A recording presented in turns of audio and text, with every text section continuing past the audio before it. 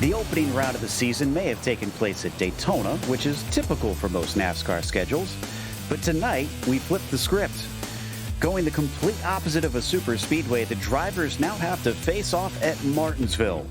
Will Carlisle find as much success here as he did in Florida? We'll find out soon as we get ready to watch round 2 of the Outsider Racing League. And you'll see it all live here on the Global SimRacing Channel. Hi, I'm Joe Peak, and with me in the booth is Joey Tebben. Behind the scenes is our director, Zach Johnson, and he's using cameras provided by Dougie Beard. Martinsville takes a special kind of skill to be quick. Let's head to our track guy to learn a little bit more about this place.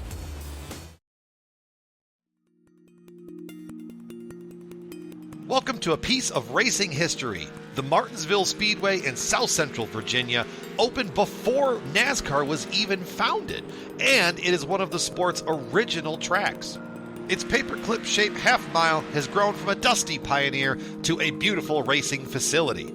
Going off of the paperclip nickname, Martinsville is 2 12-degree banked corners attached to 2 800-foot-long straights. Getting out of these corners is all about managing the rear tires sliding around. It often feels like you're coming out of a valley as you head on to the straights. Martinsville is very much a rhythm-based racetrack though, some even referring to it as a rocking chair. You get that sensation because you want to feel the front of the car slam down under braking and then lift back up under acceleration.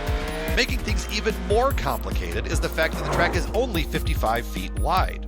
Down in the corners, you'll find that yellow curve. It's elevated off the track by several feet, and if you catch it with those left side tires, you're bound to grab a handful of steering wheel. All of the action isn't on the track, however. The pit road that starts in the entry to turn 3 and exits out of turn 2 is only 46 feet wide itself, making pit road under caution look like a circus. Martinsville is not a track that you can rest on your laurels at.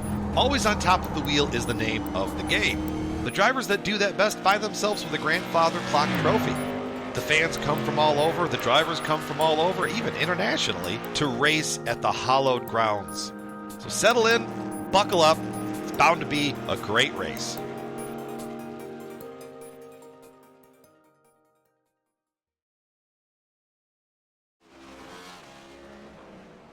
Well, Joey, they've nicknamed it the paperclip, and honestly, just one look at the track map, that's all you have to do to really understand why. Yeah, tight quarters, the walls close up on you, 12 degrees of banking in the corners, so basically none at all. It's a half mile. It's almost like a road course in that it's 2 hairpins side by side, so drivers who do succeed on road courses do tend to succeed at Martinsville, but it is a very unique track all in and of itself. Absolutely. And we are in the second round, as we mentioned, so we do have some championship stuff to update you on. As we mentioned, Carwile won in that first race, so he currently sits about 7 points ahead of both Klinger and Hernandez, who sit just behind him, tied for second. Halpern and Close round out your top 5. With only one round, there's really not much to separate people, so this will be a little more enlightening to see how we do from here on out. We also have some race details in case we have people tuning in to this series for the first time. Joey, why don't you give us a little bit of an introduction? Well, it'll be 185 laps around here tonight. The fixed setup, 5 tire sets. So you start with 1 and you get 4 extras, but there is no fast repair. So if you get damage, and it's very likely you can get damage at Martinsville, lots of beating and banging, maybe even a pile up or 2, you got no spare car. You're going to have to fix your damage or just live with it. And it's round 2 of 14, so it's still early days, but it is the second round. So we're going to start to see those points add up, and drivers might actually start to think about the championship this early on. In a short track like this, I have to imagine that damage is probably going to be a common feature on many of the cars. The question is, what kind of damage and how much will it affect them out there today? Speaking of which, we've got qualifying coming up in about 5 minutes here, Joey. How important do you feel that's going to be at a track like this? Is it going to be pretty tough to try and make overtakes? Do you feel like if you're a front runner, you really can't afford to botch those 2 laps? Well, honestly, at a short track, the front row is a key position to actually surviving, because it's not that likely that the top 2 are going to take each other out and bring the field with them behind them. So if you're up front, you're probably going to avoid all the madness. And even if you're at the back, it might be hard to find a hole through some of the incidents. So qualifying up front, not only great for track position, but great for staying out of trouble. Should probably be something that we're talking about a lot today, watching cars trying to work their way up to that front and hopefully snag a victory here. As right now, Zach Carr actually is our quickest in the warm-up. Chad Klinger not doing too badly. Carwile was up there before, but he slipped a little farther down the order. He's been sitting in the pits for a little bit, so maybe conditions have improved since the sun is going down, and he's now down in the 7th position. Klinger getting another fastest lap in the warm-up here. Speaking of those weather conditions, actually, it is already 75 degrees Fahrenheit on the track surface, and that's only going to keep getting cooler because it's already about 6 p.m. virtual standard time, and the sun will continue to set and get lower in the sky, so likely we're going to see the track get faster and faster as the day goes on. Yeah, drivers are going to be pretty happy as well. The track's going to be nice and cool. It's not going to be completely cheese grating the tires. It might still. And they do have 4 sets to go through. So if we do have long green flag running, as we're seeing a little bit of death on the front straight there, if we do have a long green flag run, tire strategy could really come into it. Do you take all 4 sets over the course of 185 laps? That's the question that will remain to be seen. Yeah, I was going to ask you that as well, Joey, because obviously with limited sets, you don't want to burn through them too quick in case we do get some cautions at the end. How much do you think tires will allow you to try and make a charge and pass some people? Is it worth trying to hold on towards the end in case we get a yellow with, say, 30 laps to go? Well, passing is so hard here that even if you do save an extra set and pit, you're going to be behind so many cars that it's going to be extremely difficult to get through the field, even if you do have fresher tires. So track position will be key, but tires, they still have an effect. You still want new tires when you can get them, but you also want track position at a place like this. As we ride on board and see how tough it is coming off these turns. And of course, this is also in the next gen cars that they're racing here. The NASCAR Cup cars are going to be released in 2022, but have come here to iRacing just a little bit early, since they were supposed to be out in 2021. And iRacing, for once, actually got a little bit of a jump on real life since they got pushed back due to the pandemic, and decided to release them to get a little bit of extra testing time, which I'm sure NASCAR loved, since that gives them all the more data to go off of by the time we get to next season and try these cars out for real.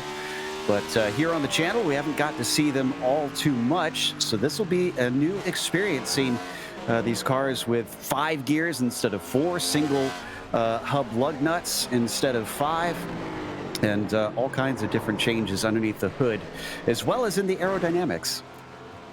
Yeah, uncharted territory for a lot of these drivers. Most of them, or all of them, have tested this car. They've raced at Daytona. They've probably raced at a couple other tracks in official series or in hosted sessions, but it's still uncharted territory. This car has never raced here in real life. I'm sure the majority of them haven't run a full race distance here in this car. So they're still learning with every lap, and with just a minute left in qualifying, they're still learning, and they're probably still going to be learning as the race goes on, as couldn't tell you who that is, but he learns about the inside of the wall. Man, that was Zach Carr, who seemed to have a pretty hard hit there on the backstretch. Now, I don't want to elicit the commentator's curse, because it never seems to go well for us. So I don't want to have you make a pick for me, Joey. But I know you're pretty familiar with a number of these drivers. Who are you looking at and saying, he's looking pretty good today? Well, you can never count out the drivers at the top of the timesheets, but the driver who's on the edges of the top of the timesheets in 5th place, Mitch Welker, he's a road course specialist. He loves the road courses, but as I said, Martinsville, not too dissimilar from a road course. You're doing a lot of braking, a lot of turning, and you heard it from me here first. He's pretty darn good here, so don't be surprised to see him up front in the near future. Absolutely. So maybe a little bit of that tire management, maybe a little bit about understanding the skills of working your way around hairpins. Maybe the 16 could find himself climbing through the field, depending on where he winds up, which we'll find out pretty soon, because warm-up is just finishing now. We're going to head off to the qualifying session, and each driver will have 2 laps on their own to try to set their quickest time. That will set the grid, and hopefully we get all 23 taking to the race here. And we'll go for 185 laps here for round 2 in the Outsider Racing League. Matthew Close going to be among the first to take to the track. TD is number 92 out on track. The 16 is out on track, and Matthew Close decides to park it anyway. He's not going for a first lap at all. Mitch Welker, first driver on the track. He's going to cross the line to get the green flag right here. We'll see what he can do early on in the session. The nose dips down as he tries to swing it through 1 and 2. First flying lap already. They go by quickly here at Martinsville, and it's looking pretty clean thus far. Question is it fast? Off of 4, tidy, and it's an 18.564 that sets the marker for the rest of the field. Yeah, that's 6/10 or 6. Geez, if it was 6/10 faster than his practice time, that would be incredible. But 6/100 faster than his fastest practice time. So it's a go, and he loses his second one. So he's going to have to live with that 5.6. It's a good lap, but I do worry about going this early in the session because the track is going to get cooler. We've still got 3 minutes 50. With only an 18-second lap, you can go out with like a minute left to go. And just one prediction for you. Something tells me Matt Hollabaugh is going to be one of those drivers who's going to go out with the dying seconds on the clock. He always waits until the dead end of the session. He's always got something up his sleeve, so we'll see if he has anything in the dying seconds of this qualifying session. But tell you what, Mitch Welker's strategy of going out early, it's working out for him. He's still up there. Yeah, only Chad Klinger's been able to get within a tenth. He's about 12 thousandths off of Welker, but he's used up his 2 laps, so he's done for the day. But we're waiting on guys like Ray Massey, Zach Halpert, Alex Bell to all set times. I think Bell is coming around now, and that was his first time lap, a 19 flat. That's only good enough for 12 for him as we see him on screen heading around for the second time. See if he can improve on the second lap. That's not really something we've seen because it seems like half the drivers have lost it on their second laps. They haven't able. Oh, and there goes Alex Bell doing the same thing. And he still improves, though. He found 2/10 even with that little tail happy moment. Moves him up to 8th. So drivers who do manage to get a second time and wonder if they're going to find themselves being able to blow Welker out of the water. Carwile goes up to 3rd, our winner from last round. And Matt Hollabaugh just left the pits, so with 2 minutes 30 left on the clock, he's kind of proving me wrong here. He's not waiting until the dying seconds of the qualifying session. Zach Carr bounces the car off the inside wall, and here's the 71 of Ryan Carwile. He's going to get another lap in, but will it be good enough to go up to pole? He's about 6/10 off at the moment. Through turn 4, what's it gonna be? He's on his 3rd lap, so this one doesn't count regardless. And got my hopes up. And Matt Hollabaugh is good enough for 12th. Ooh, 18.9. He's about 3/10 off of the pole. He's going to have to hope for a lot more than that. There's the O2 on your screen now. And you said he's one to watch out for, trying to game the weather, and it didn't work out. He's going to smash it in the wall since he's done anyways. A 19.2, not quicker. I see Pistorius and Trejo, the only 2 yet to set a time. Nope, I did make that Mott Jr. and Trejo now. Pistorius just put one in, and that'll get him into 15th. Yeah, only a minute left. So Trejo and Mott Jr., they're going to be the ones who wait until the last second if they go out at all. So right now we're just kind of in a holding pattern here. Everybody's gone out. Mitch Welker is on top, but David Mott Jr. probably going to be the only one of these 2 that can challenge him. No offense to Eddie Trejo, but he did show up to practice with about 2 minutes left on the clock, so we don't really know what he's got in the tank. And he's just sitting in pit lane. Is he just going to go for a 1-lapper? Maybe. Not sure if he's going to go at all. The Amazon car is not going to deliver the mail quite yet, and David Mott is not even taken to the pit lane, so not expecting the 4 either. 30 seconds left. If they go, only going to get about 1 lap in, and yep, now they're pretty much effectively out of time. That means our grid is set here today for round 2 of the Outsider Racing League. And above it all, Mitch Welker managed to do 1 lone lap, the first one set, and nobody could touch it. Incredible chain of events there that I don't think we expected. Chad Klinger got very, very close, but had to settle for the outside of that front row. Zach Carr is in 3rd, as Ryan Carwile will start in 4th, and it's Jeremy Miller starting P5 today. You got Zach Halpern starting 6th, as Ray Massey starts in the 7th position, and Clifton Cockrell on the outside of row 4.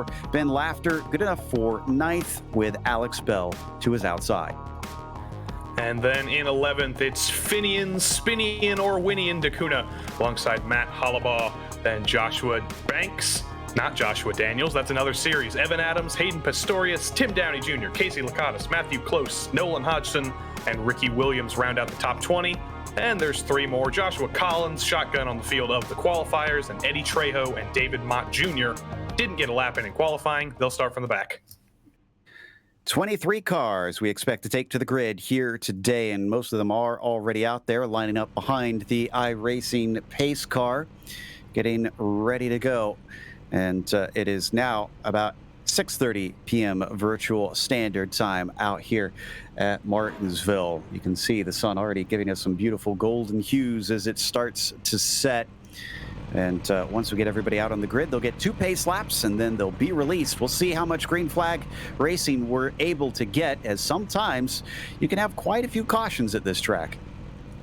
Yeah, and it always comes down to how well behaved the drivers are on the first couple laps. When everybody's packed together, that's when trouble can happen. But if everybody can keep it together, maybe string yourselves out a little bit. We don't want to see a single file race, but we also don't want to see a caution fest. So we'll see how this grid of outsider Racing League drivers can handle the first couple laps of Martinsville, the danger zone where everybody's together. And let's not forget as well, in terms of the points in this series, they award some points at halfway on lap 93 here today, Joey. So we were talking about, the strategy and whatnot with the tires. That might be something that would cause one of them to potentially try to go alternate to everybody just to try and snag those in the championship. Yeah, those points are important. They're not doubling your win points important. You get 10 points for winning at halfway or leading at halfway, then down to 10th gets 1 point. So they're important points, but you don't want to throw away your winning race strategy to get those points. So it will be interesting to see who decides to go for those points, who decides not to, or maybe it'll just shake out that whoever's naturally in the lead will get those halfway points either way. So we'll see what happens. We got one more pace lap to go. All the drivers are ready, and this is going to be an interesting one.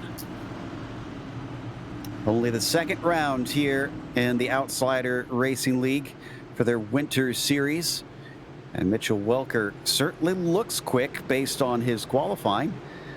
Will he be able to back that up in race pace? Sometimes quite a different deal. It is fixed setup, so there's nothing tricky that he could have put on there. As down goes the pace car into the lane. 16 has control of the field, waiting for the green flag to be waved out of 4. And the green flag is out. There goes Mitchell Welker. He's immediately going to cover off as Klinger tries to slot to the inside, side by side for second place between the 71 and the 27. Those are going to sort themselves out. So far, so good here on the first lap. So far, so good. You said it better than I could. Everybody is going to survive lap 1. Everybody down to 21st place has made it through the first lap. No incidents, no touching of any kind. Mitch Welker still leads, but oh, here comes Chad Klinger. He's almost got a nose to the bottom, but not close enough to go for a dive just yet.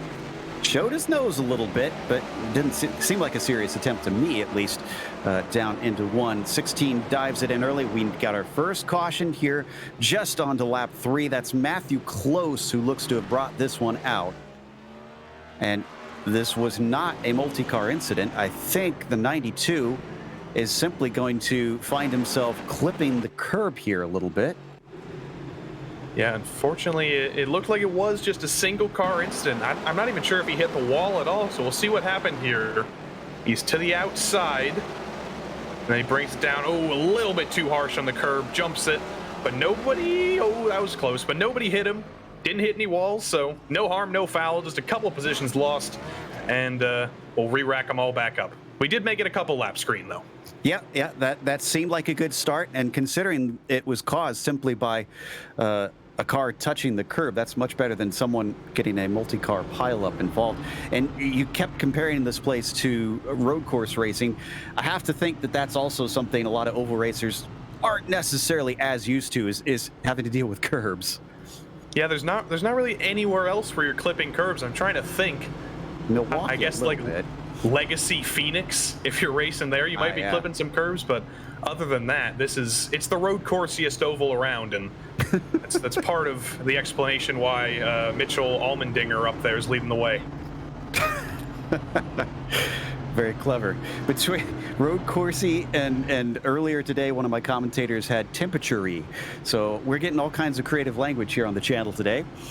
And are we going to get the lights out is the big question. Doesn't appear to be the case because they have not gone double file. So we get to go around at least one more time. And as we'd expect, nobody really coming into the pits after that. Not even Close electing to visit his team since he just kind of half spun, didn't hit anything.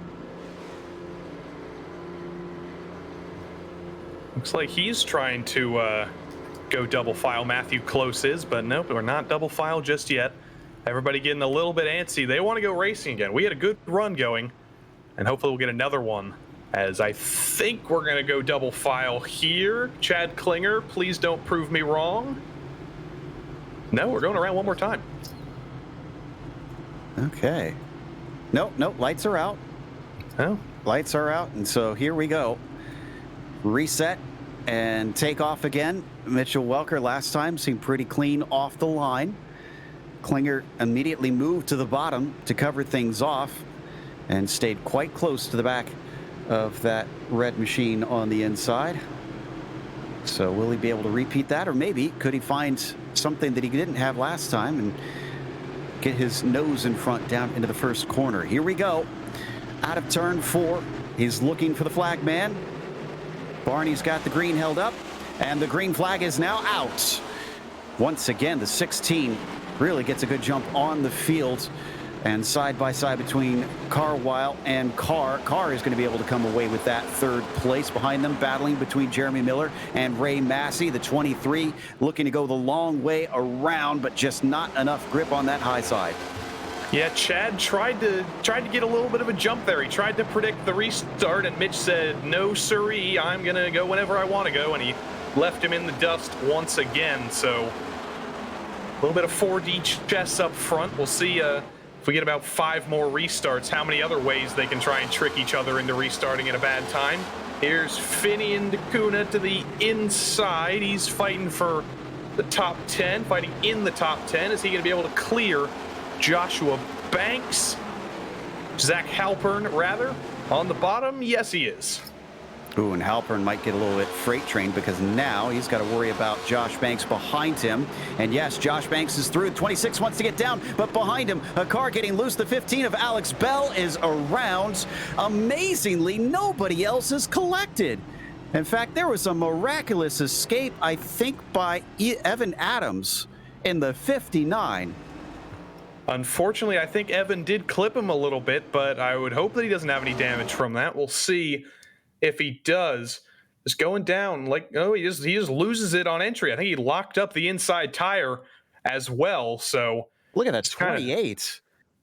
Oh, and Matt too. Yeah, look at Matt getting around there. Well done. And then Evan, ooh, he just kind of clipped the right rear quarter panel there. That would be bad luck for Evan if he actually got any meaningful damage from that. But overall, well avoided by just about everybody. There was a car spinning in front of about 15 cars, and none of them hit him. And on the racing line to boot at a narrow track. So, yeah, yes, we've had 2 quick cautions here, Joey, but I have to say I'm already impressed with what I'm seeing. The avoidance maneuvers and the heads-up driving that we're getting from everybody to keep this from becoming so much worse. It does look like these things are quite a handful, though, because now we've had 2 spins that drivers have unfortunately caused on their own. Well, like we said earlier on, it's not a car that's raced in real life yet. It is a little bit of a prototype, so it's hard to get a wrangle on. It's hard to get a feel for. So that would explain why we've seen a couple mistakes from drivers just pushing the limits a little bit too hard. But it's only been 2 of them. Everybody else has been just in line. They've been doing just fine. So a little bit of whatever the word I'm trying to think of is, early troubles, and everybody else hanging on just fine. They're shaking all the rust out now, getting rid of the butterflies, and that's what I was thinking of. Yeah, now we're getting racing proper, hopefully, after this. We're already on lap 14 out of 185, though. They do have a time limit at about 1 hour 55 minutes for this race, so just under 2 hours that they are allowed to try to make those 185 laps. Hopefully we won't get close to that, and if we do, we'll of course keep you abreast of the time limit as it nears. Do we have the 2 wide? Yep, we do. Lights are out. And it's the 3rd restart, or the 2nd restart after the first start. Mitch has just absolutely destroyed Chad Klinger on the first 2. We'll see if Chad's learned anything here, if he can get maybe a little bit more of an advantage this time. He tried to jump it last time. He tried to predict it, and it just did not work out for him at all. So we'll see what he tries this time. You know, if I'm Zach Carr in that 27, I am watching very closely. The second I see a flinch from that 16, I'm on the throttle to see if I can get underneath Klinger. We're watching from on board him. But it looks like Chad is actually much more on the ball this time, and he is deep on the brakes as well, trying to see if he can go the long way around to the 16. He keeps his nose alongside and makes it a drag race. He'll get ahead slightly down into turn 3, but coming back at him, here comes Welker, and he's going to say no. Yeah, outside line just did not have the momentum that Klinger needed, and Mitch went for a little bit of a slide, but he defended his position, and he was able to hold on to the lead there easily, and the caution's out again. That is Finian DeCuna, unfortunately. He got some help. I think Josh Banks involved. Yeah, Josh Banks. Yeah, Ben Laughter, the 64, was involved as well. Let's take a look at the replay. I think it was Banks that got into the back of Finian. Oh, wow, that is about 14 miles too late to get on the brakes. And unfortunately, it wasn't his fault, but that's our first Spinian of the broadcast. Oh, no. Do you and him have a little thing going on in the background here? I saw you teasing him about it a little earlier. It works with his name, doesn't it? It works. It does. It does. I'm going to go a little bit F1 on this one for Josh Banks, though. That was ambition ahead of adhesion, unfortunately. And the 36, just like you said, sent it in so deep. I don't think that could have been expected to stick.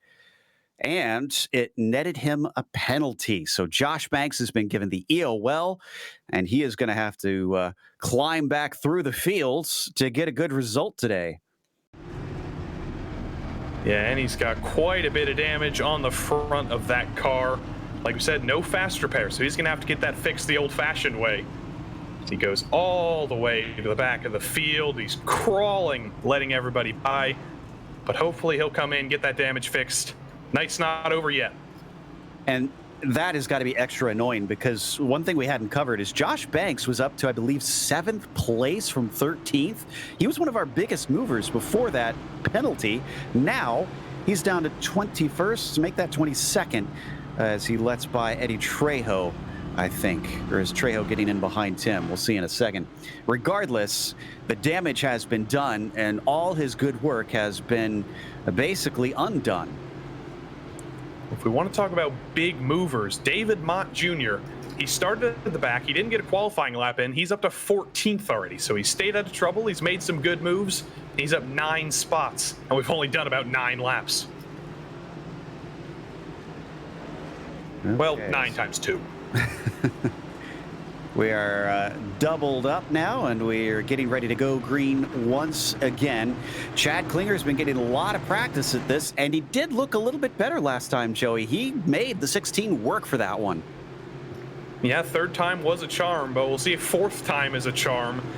I think Mitch will probably learn from that last one, and he'll have something new up his sleeve this time. Let's see. Okay. So Mitch Welker's got to really try and vary it up this time to make sure that he doesn't get attacked again because he might not be so lucky this time. And he checks him up big time. Chad Klinger has no answer on this one. He's going to try and immediately cover off the 27. Almost gets a nose underneath him, but he has to fall back. Car just got a little bit too wiggly down there on the bottom. He couldn't get a run. And now he's got the 30. Oh, no. Big one in the back. Oh, boy. This is not looking good. We're getting a lot of yellows breed yellows. Poor Ben Laughter has had a very bad day out in the track. He was in the Camel GT series earlier this morning, and frustration would be putting it mildly for him. This time it's the 0-2 of Hollabaugh who pushes him around. Yeah, I believe that was Matt just getting a little bit too late on the brakes again.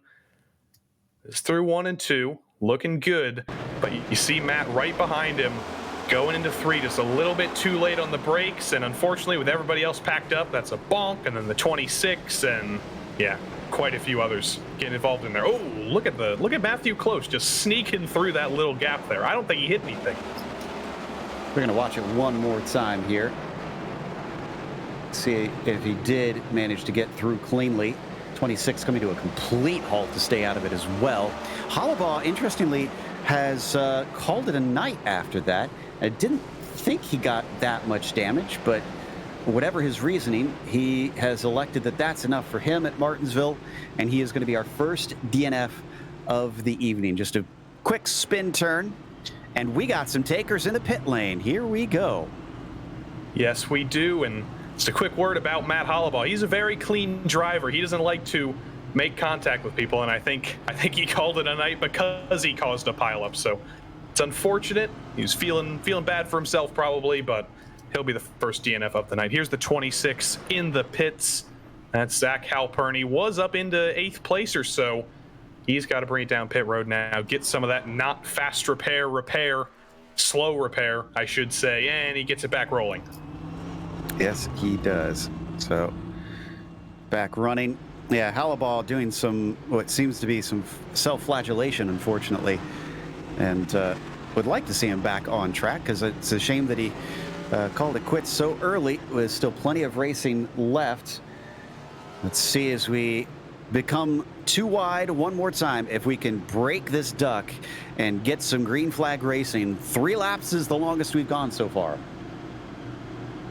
Felt like a lot longer than 3 laps, I must say, but hopefully we'll get one much longer than that this time. Taking it out wide, trying to square off that exit, and it works quite well from the 16 is off like a shot. Chad Klinger still can't seem to crack that nut. The 27 has been fighting with Jeremy Miller on most of these restarts, and that trend continues. He'll get ahead of him. Drivers have been very chatty over the radio in that last one, trying to talk themselves through this so that they can get a clean restart. So far, so good. Hayden Pistorius, another big mover, 15th to 6th right now, trying to square up the 71 of Ryan Carwile. Couldn't quite make the move, and the yellow's out again. It's who is it? Bell in the 15. Dear. And it is Josh Banks again. He's already gotten 1 penalty. Now, I'm curious to see, will they increase it, or is it just repeated end-of-line penalties for being the cause of an incident? Well, giving him another end-of-line penalty would only be losing him about 5 positions. So I don't know what the race admins are going to break out for that one. Ooh, that was close up on top. But Joshua Banks again spinning Alex Bell around again. So not a good night for Alex Bell. One was of his last time. I think he was the first caution. It was his own fault, but this time not his own fault. Yeah. This gets dumped around. So not a great night for him, but there's still quite a few laps left to go. We've only done 30 laps. There's still 155 more to go.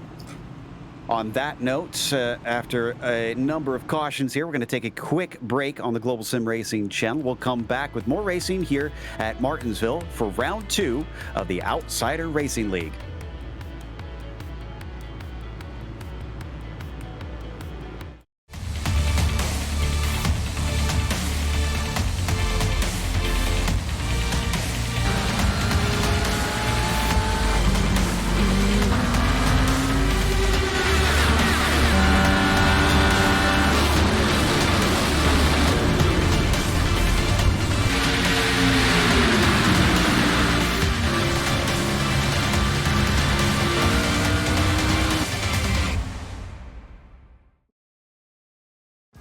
This is iRacing, the world's premier online racing game. iRacing puts you in the driver's seat to experience today's newest form of competitive motorsport, virtual racing, all from your home PC. Race virtually in indoor series from NASCAR, IndyCar, IMSA, the World of Outlaws, Aussie Supercars and more. Take on legendary circuits like Daytona, Silverstone and the Nürburgring. Join iRacing's global online racing community and get on track today at iRacing.com.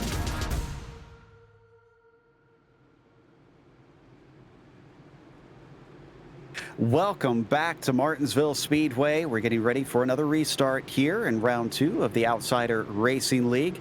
And it is going to be Mitchell Welker, who's led every lap of the race so far, who will lead this restart with Chad Klinger to his outside. I think we've counted up to 5 cautions at this point. We're hoping that's about it before we now finally can get some green flag running, which is waving right now. Great start around the outside for both Chad Klinger and Jeremy Miller. I thought Miller might have something for the 27. He's going to continue to fight him down the backstretch as we watch Welker down into 3. Yeah, clear up front once again, and unfortunately the outside just not working at all. Still, the number 30 can't make it work around Zach Carr. Everybody getting a little bit wiggly into the braking zone of 3, so it's not just the drivers that have been out braking themselves into there. Everybody seems to be getting a little bit out of shape. They're a little bit uncomfortable. They've still got the cars under them, but these things do not look easy to drive right now. Interesting to note, we were speculating about, and we had a car on the wall back there. No caution. That's the 76 of Collins. I was going to say Josh Banks did not get a penalty for that last one. or if he did, he hasn't been served it yet. So interesting that that one was not dished out, because it looked very similar to the previous one. But the stewards have more time to look at that than we do as we continue to watch the top three. Mitch streaking away out of turn 3. I took a look back at Joshua Collins. Unfortunately, it was just single car incident. He lost it in 4 and drove himself up into the wall. He kind of took himself out of the way. He made sure that nobody else was going to hit him, but unfortunately he took some wall damage in the process. Chad Klinger trying to turn this thing around. Somebody's got no front wing. That thing looks like a modified back there. We're not racing modifieds. That's Ben Laughter. Oh dear. Oh, we got another caution now. Let's see. I see David Mott Jr. sideways the 4 on the front stretch. And once again, someone having trouble putting the throttle down. David was having a great night. He was up from 23rd into the top 10. So I'd like to see what went on here with David Mott. He's got a lot of rear end damage, so I wonder, did somebody get into him? Nope. He just looped it on his own, and then he backed it into the wall. He had it saved, and then he overcorrected it and bonk. See, I was thinking that somebody got into the back of him, but no, all on his own there. Didn't even hit the curb.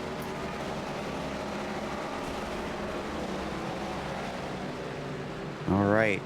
So let's see here. We now have drivers into pit lane, and I think this is definitely some tire calls.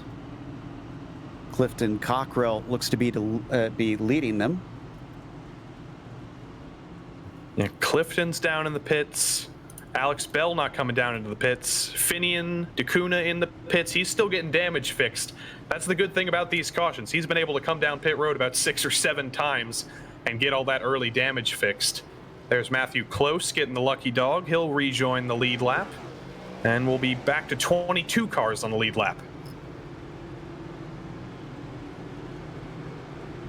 All right, so, and Hayden Pastorius is making a late call. Now, this is interesting. This is going to send him to the back of the field. Why is he coming in on the second lap when he was on the lead lap? That is a good question. I'm looking at him in the pit lane. It looks like he's taking tires. That thing's up on the jacks.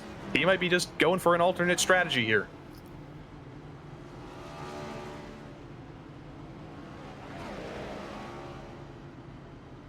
Okay, well, we've got quite a few laps to go here. And I think after that set of pit stops, we'll see some differences in pace out on track. This will really give us some information on how much those tires are worth.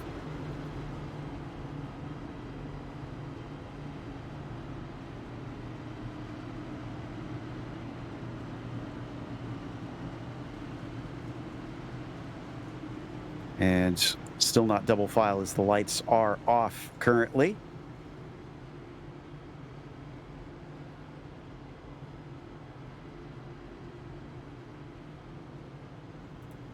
We are getting ready to go green, I believe, the next time by. It'll be restart number 6 or 7 or 8. Not sure of the exact number, but it'll be a repeat of the things we've seen many times in this race. Mitch Welker, Chad Klinger, they've been up front all day. First 42 laps we've run.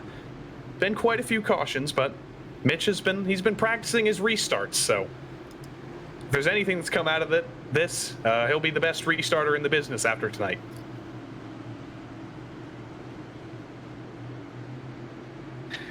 Okay, let's get it going once again.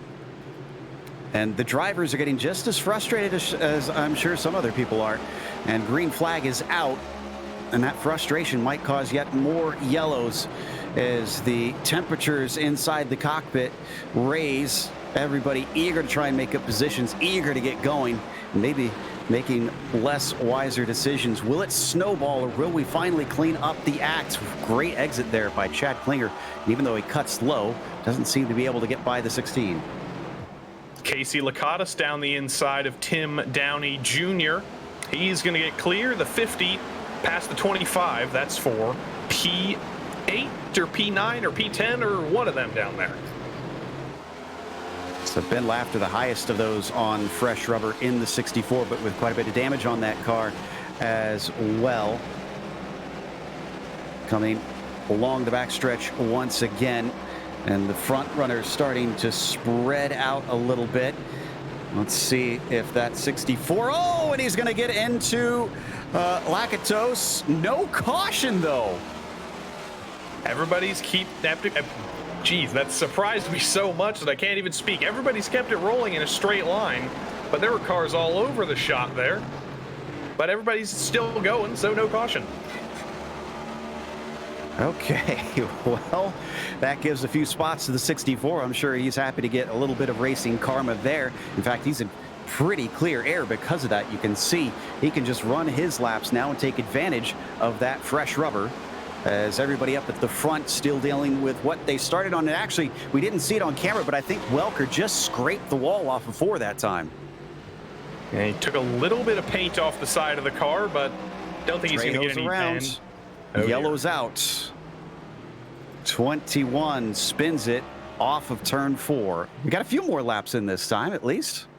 Yes, we did. I didn't see what happened to Eddie. He was around the back. I think he was kind of driving on his own back there. But did he clip the curb or did he lose it on his own? We'll have to wait and see.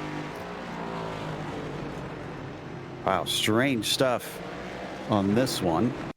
It's not the first time, though, we've seen cars spinning it. Yeah, that looks to me like he just goosed it too hard. Yep, just like what happened to David Mott Jr. a little bit earlier. So he's not the only one who's having a little bit of trouble on throttle.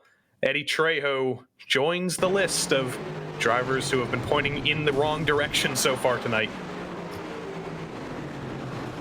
Seeing if we could find the other incident that happened before it. There you can see a little bit of it.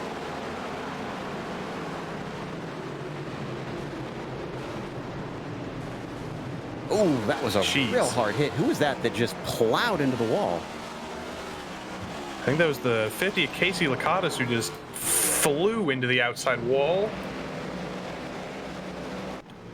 Maybe, I don't know. There's so many. The 59 of Evan Adams, I believe, took the brunt of that accident. I'm trying to look back to see who specifically caked to the outside wall. It was a couple laps ago, so might take a little. Yeah, it was Evan. Casey got loose, then Ben tipped him around, and then Evan tried to avoid and just ate safer barrier on the outside. You know, at this rate, I'm almost wondering if old tires are the best call, just because it seems like we haven't been getting enough to really wear out the old ones. Those drivers up at the front, we may be on lap 52, but they've only put, what, about 25 laps of green flag racing on them at this stage? Yeah, if that. I don't even know if they've had the chance to get heated back up because they've only done a restart and then a couple laps and then a restart and then a couple laps. So who knows if these tires have worn at all. They might still be on like 99. Looks like Mott Jr. is going to come in. The 4 is on his second stop on the lane. Not sure if this is first time taking tires, though, as we are once again too wide behind the pace car with the lights out. Going to get restarted on lap 54. Mitch Welker is yet to be overtaken for the lead during this race. It's not because of lack of trying for Chad Klinger. The 09 has certainly been giving it his all. Waiting for it. And this one was a little better timed by Chad. Green flag is out. 16 has got some competition around the outside. Chad Klinger just sending it in on a hope and a prayer, but that's not good enough to get him a spot.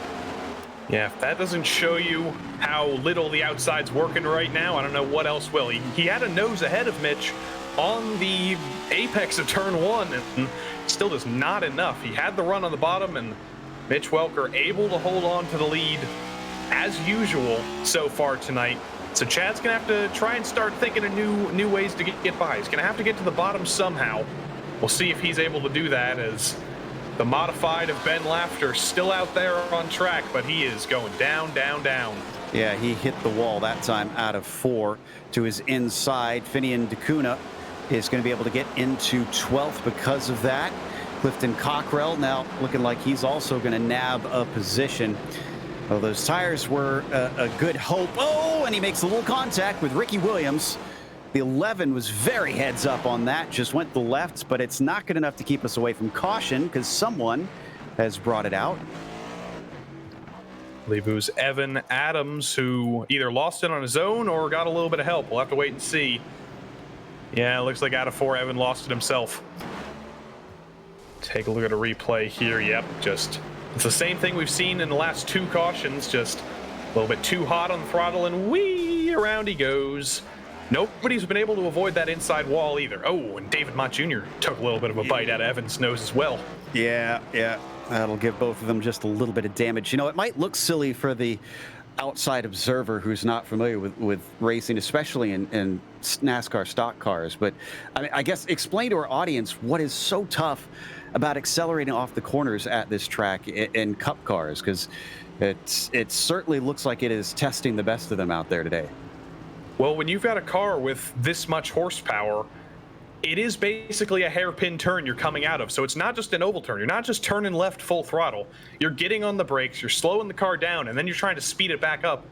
And when you try and speed up a car too fast on cold tires, the tires aren't going to like that very much, and you're going to be going around.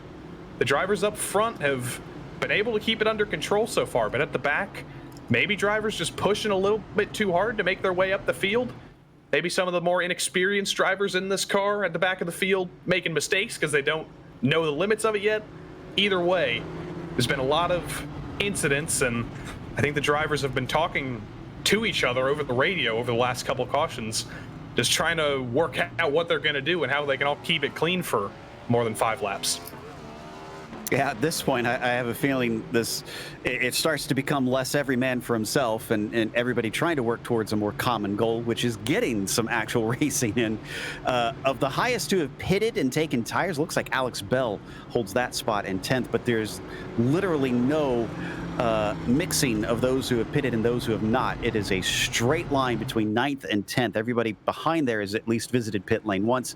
Everybody in front has stayed out of the service area up to this point.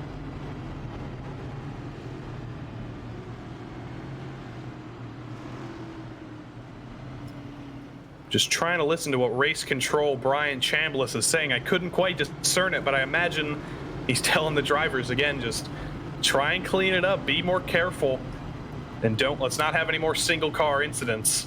So we'll see if the drivers can listen to that. We'll see if they pull it off here. Chad Klinger, to his defense, he had an incredible start last time. He got a nose ahead of Mitch, but he couldn't do anything with it because the outside wasn't doing anything. So we'll see this time. Maybe he can get a little bit further ahead, maybe pinch him down onto the apex, and that might be the key here. But we'll have to wait and see. He's had plenty of chances to try it.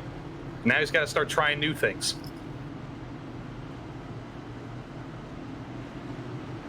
So the 16 will give it another go, and Chad Klinger will also give it another go. I kind of wonder if Chad is almost resigned to the outside at this point to second place and is just trying to consolidate that one, hoping that we'll get some laps in. Let's see if he tries it again. We're going to ride on board them and see what the 16 does in that yellow and red car. It looked like a little bit of wheel spin actually for the 09 this time as he tried to get that throttle down. Behind him, the 27 around the outside of Jeremy Miller now. And still he's going to rebuff the 30. Chad Klinger keeps showing his nose to the 16 down on the bottom, but he just isn't close enough to do anything with it. Miller and Carr still stuck side by side here. Zach now still to the outside, Jeremy Miller on the inside. The outside working a little bit better for Zach Carr than anybody else we've seen so far tonight. Maybe he's been a little bit nicer on the tires in these short green flag runs we've had so far, because he's hanging tough up there. Yeah, this is, and another caution. This time it was Mott again out of turn 4. And it was again a driver just unable to handle the throttle on these things. Yeah, same exact thing he did earlier. A little bit less wall contact from that one. Yeah, it's weird. The rear just pendulums around. Like, it doesn't even look like he's getting loose at all, and the car just goes, nope, you're going around. So I wonder if it's hard for the drivers to tell the limits of this car, because it looks a little bit unpredictable right now. It certainly does. By the way, Alex Bell made up at least 2 positions that time. He is now up into 8th, and I think we have some more takers on the lane. Tim Downey Jr. is in. Ben Lafter returns. Looks like Zach Halpern also going to make his way into the pits, along with Eddie Trejo and Josh Collins. Yeah, so far pitting hasn't been the move because we simply haven't run enough laps to make new tires really worth it. Hayden Pastorius was a driver who took new tires either on the last caution or a couple cautions ago. It's been so long that I couldn't tell you. I'm trying to see if he's really made up any spots from that. I think he has made a couple. He's got a little bit of rear end damage, so I don't know. I don't know if pitting's really doing anything for anybody just yet. As Evan Adams gets his lucky dog, he'll be back on the lead lap, and hopefully he doesn't lose it again next time. Still got 2 cars lap down, Trejo and Mott Jr., but Mott Jr. has been in the pit lane since that last caution because of his damage hitting that inside wall. Didn't seem like that hard of a hit, so I gotta think that he'll try and get back out there and see what kind of laps he could rack up, maybe gain some positions if we get a bit more attrition. Hollaball still our only DNF today, and that was self-regulated, I guess you could say. Okay. There's a little bit of trickiness going on. That was Zach Carr in the 27 who kind of faked his way towards pit lane. Yeah, I think they're just trying to amuse each other at this point, or amuse themselves. Because it makes no sense to pit if you're anywhere near the front right now.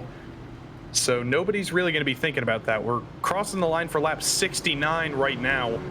We're just over a third of the way through the race, so we're going to have to start thinking about halfway points here soon. It won't be much of a fight if it's like the first 69 laps of this race have been, but there's still a lot of racing to go. I must tell you that, because it seems like we've been here forever, but we're barely even a third of the way through the race. For what it's worth, because I am keeping track of our time limit here, we've actually only run through what looks to be 35 minutes, because we still have an hour and 18 left to go. So still plenty of time for them to try to fit this in. Let's not forget as well, we're getting close to the halfway mark where they're going to hand out the points, and it's looking more and more like Welker's going to take those, or at least the max points with the 10 up at the front. They're all racked up again. We'll see. I keep saying it because I think Chad's thinking the same thing. What can I possibly do here to get the lead on one of these restarts? We'll see what he has up his sleeve this time. I was glad to see some racing between Carr and Miller. Man, Carr is getting so close.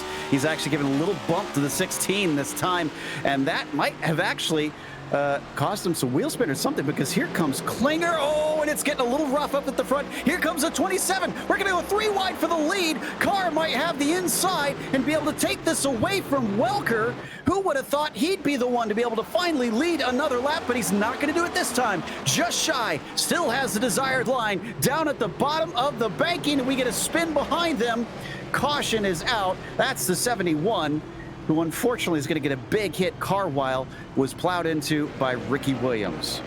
And Mitch Welker going to be thanking his lucky stars that he didn't lose the lead when the caution came out, because Zach Carr was going to have him. He had the bottom. He had the optimal line, thanks to Chad Klinger kind of slowing them both down. But let's see what happened to the 71 here. No, this is the restart. This is up front. So Zach Carr down the inside, and then, yeah, 71 just loses it on his own once more, and he was in the top 6, so issues are affecting. Oh dear, that was a little bit of ARCA break right there. Yeah, but credit to Alex Bell, because he was the one in the 15 that you saw. Just look at that black car. Whoop! Wow, and he doesn't even hit the wall with that avoidance. The 11 can't quite make the same claim, but like you said, the little arc brakes, unfortunately. So, okay, then. We still have 21 cars running, by the way. A couple more have jumped into the pit lane. Obviously, going to be Ricky Williams for one of them. Looks like Josh Collins is down there. Is he getting some repairs done? Because he's been in for about 30 seconds now. He must be getting something repaired down there in the 76. I don't remember him hitting the wall ever, but like you said, he was down there for quite a while, 33.9 seconds. And that's more than just taking fuel and tires, so I don't know what went on there. Looking at my timesheets here, only the top 6 haven't actually pit, which is a surprise. Every single other driver from 7th down has been through pit lane at least once. So a lot of drivers have been getting damage fixed. A lot of drivers, or a couple drivers, have been trying to pull off some kind of strategy maneuver, but that's a surprise to see that the majority of the field has actually come down pit lane 75 laps in. I suspect that at some point they will have to pit, even if we keep getting cautions like this, that I don't think they can go 185 laps on a tank of fuel, can they? I mean, that's a good question. 185 laps with no green flag running. I don't know if they could do a 0 stop, but, you know, we might get to see. We might get to learn. Who's been clutching this whole time from the start in hopes of being able to advance to the front? And Mitch Welker will now have a different friend next to him once we get restarted, which is that this lap? No, the lights are still on. And poor Chad Klinger, with a little bit of a mistake, finds himself down to 3rd. Carr takes his place. Will fresh blood on the front row change up the complexion?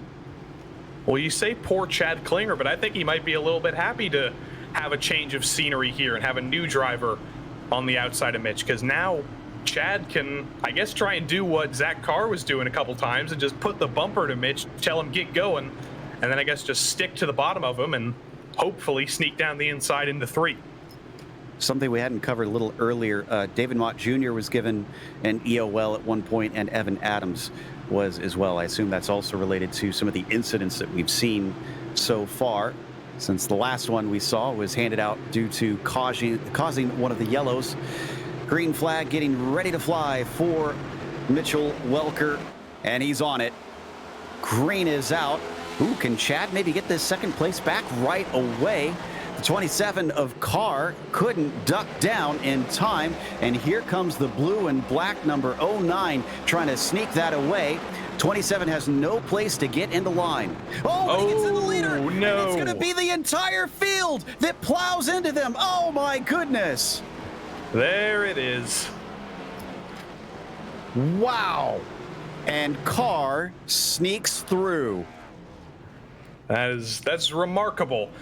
Remember when I said at the start of the broadcast that being in the top 2 is kind of the safest place to be? Well, unfortunately, Mr. Chad Klinger has proved me wrong there, because it looks like Zach Carr made it through, Joshua Banks made it through, and everybody else did not. Yeah, I'm seeing, looks like Alex Bell made a little bit of contact, but just kind of snuck by. And I also see Hayden Pastorius doing a great job avoiding most of it. He gets up to 5th because of that. Boy, this will give us a lot to analyze here on this one. That's Pastorius in the red, white, and black down at the bottom. Man, the seas just parted at the right time. The 30, unfortunately, winding up facing the wrong direction. And a lot of drivers coming down pit road right now to get damage fixed. I'm looking at Mitch Welker's car. He's got a lot of rear end damage, but not a lot of front end damage. And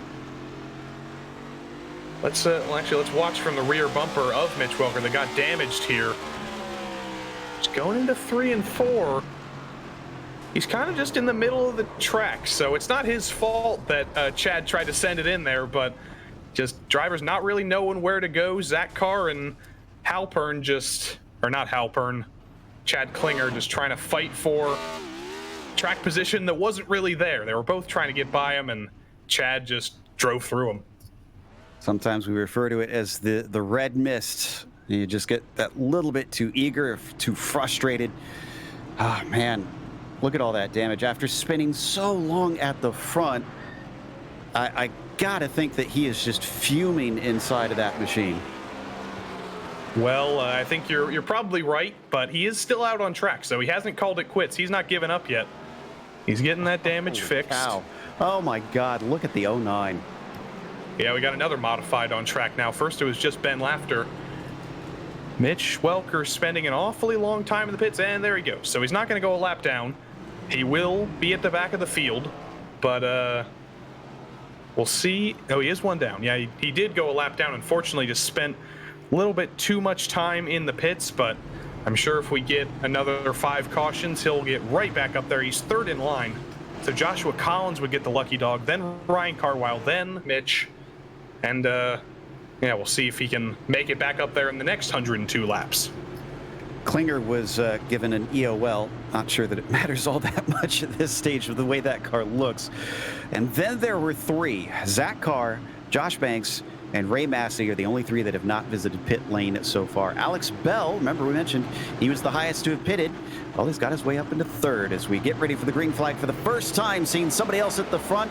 Zach Carr gets a good jump, and Alex Bell making good use of that fresher rubber, getting underneath Josh Banks. I think Banks is going to tell him no, though, and rebuff him. Yeah, Zach, it looked like he shifted a little bit late or something, because he was kind of slow on the last little straight bit before turn 1, and I thought Alex Bell was going to put the bumper to him, but did not. Joshua Banks trying to attack Zach. Can't get the bumper to him, can't get underneath him. It's just kind of a repeat of what we saw with Welker and Klinger, but now it's Carr and Banks. But we are very single file currently, so the drivers have all spaced themselves out. Is this where we finally see some green flag racing? Banks looks pretty fast. My goodness. In fact, he's good in the corners, too. The 36 just about brought his bumper up to the 27. Yeah, the only difference between these 2 cars, Joshua Banks has a big wiggle from Joshua Banks, but he keeps it together. Good save. He's got a little bit of rear end damage. The rear bumper of that car's punched in. Zach Carr's car is issue-free. There's not a bump or a dent or a scratch on that thing. But Joshua Banks clearly just has enough of an advantage that he can make up any lost speed that damage is giving him. Well, I thought Alex Bell, the way that he took off at the start, was going to be one to watch out for.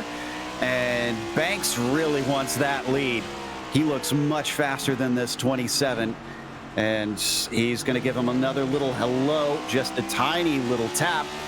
And these 2 do look quite collected as close as they're racing, but Banks also looks a little bit anxious. Yeah, you say they look quite collected. I kind of had war flashbacks back there when he put the bumper to Carr. I thought we were going to have another full field incident, but Carr kept it together. Banks might just have to be a little bit more careful and hope that Zach makes a mistake here. Zach Carr knows that Joshua Banks is faster. He knows that he's there, so that might be what Josh has in his tank here, just the element of fear that he puts into his enemies. Hey, pressurizing the competition is just as fair of a strategy as any other. We come around to start lap 91 now. And after being real close behind that bumper, 36 has kind of backed off, so maybe he feels like that wasn't working. Just going to try and rifle some laps off. And like I said, Alex Bell behind them just seems to have not had the pace that I expected, as the 09 is already charging through the field. Klinger's gotten up to 13th. Yeah, he was up front for a reason, so it's understandable that he's making moves. Evan Adams is now trying to get to the back of Klinger. He's not going to go for the move. That's the 71 of Ryan Carwile. He's a lap down. He gets out of the way. Klinger makes up a spot, but it's not for any track position yet. So Evan Adams easily going to get by him as well. Yeah, Chad Klinger reminded me a little bit of, I think it was Dale Jr. at Martinsville one year that had a damaged car and just kept climbing his way forward each time. It was actually helped out by it a little bit as it cooled down his tires and brakes with the hole that they go through around this track. Someone way up high there in the background. I think that might have been Carwile even. that we saw up high. Okay, we're starting to get into a little bit of a groove, but that groove means that Carr and Banks are gapping the field. They've pulled about a second and a half off of Alex Bell. They seem to be the ones to beat at this stage. Yeah, but now is when we start to see a little bit of a tire competition. They haven't had to do anything with them all race, but Carr and Banks have to battle each other, see who's better on the tires, because they've got Alex Bell behind them, who does have 13-lap fresher tires, so he might be 2 seconds back now, but maybe he'll be able to make that up as the tires start to wear, because they haven't worn it all yet. We haven't run any green flag laps, basically, so it's going to be a couple laps still until the leaders start to fall off, and that's when, hopefully for Alex Bell, he'll start to have a little bit of an advantage. And Nolan Hodgson, by the way, who's down in 6th, he's battling with Ray Massey. He's got 23-lap old tires, 24 now. So he's even fresher. And I'm surprised he's not making quicker work of the 23, although he's all over the rear bumper. Now he's got the run down the backstretch. 23 brakes very early. He knows he's not going to have the advantage, and he's going to let him through. Yeah, I think that was just getting out of the way of the car that's much faster. And we'll see if Nolan Hodgson can start to make his way forward. Next up on the list is Hayden Pastorius. So we'll see if Hodgson has enough pace to make up that 2-second gap and start racing another car. I tell you what we missed. We've reached halfway. We crossed halfway at 93. So was that before the caution came out where Welker got turned, or was that after? That was after, and that's Zach Carr who collected those bonus points. Welker, the luck is not with him today, unfortunately. I'm watching the lap times of Hodgson now that he's in clear air, trying to compare it. He's running 19.2s, whereas Zach Carr is running 19 flats. So he might be quick, but Hodgson's not quicker than the leaders in spite of having what we expect as fresher tires. Ooh, looks like Finian just got shuffled out a little bit. The 11 and the 71 trying to navigate through him. I don't know what's going on with the 94, but he's coming down pit lane now. Oh, he blew his engine. Oof. The 94 just sent it into the corner. Do you think they're downshifting into these corners at all?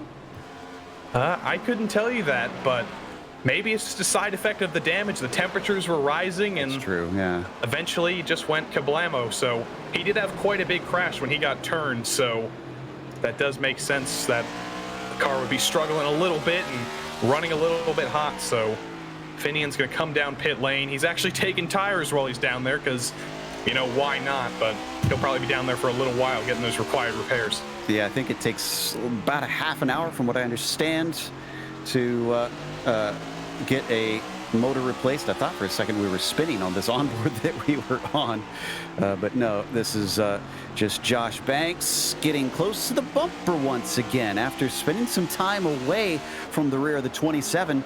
Once again, he's starting to show his nose and get a little bit more aggressive. So Finian is a good chance he'll be our latest DNF, but we'll keep an eye on if he decides to return. Close, Miller, and Hollabaugh are only official DNFs, with David Mott having sat in pit lane for about 18 minutes. Joshua Banks clearly not scared of some of the events of earlier this race because he's all over the bumper of Zach Carr. And now Zach's going to start to get a little bit scared because look up front. There's a lot of lap cars, and is that going to be a caution? That was the 76 of Joshua Collins. You got a tow. We're good. We're good. No caution. So stay in green, which is what Josh Banks wants right now. He wants to continue to show himself all over the mirrors of the 27, see if he could get a mistake out of him. They've put about 2.5 seconds on Alex Bell behind them, who's got some distance, a little under a second, back to Pistorius. And Hodgson, let's see, has he been making inroads on the 69 machine of Pistorius? 19.5s recently. Pistorius, no, he's running 19.4s and 19.3s. So no, Nolan does not appear to be quick enough to try and get a spot here based on raw pace. And look at this train, holy cow. And that's bad news for the leaders because they're going to have to navigate through every single one of those cars. A good amount of them are on the lead lap, a good amount of them also aren't.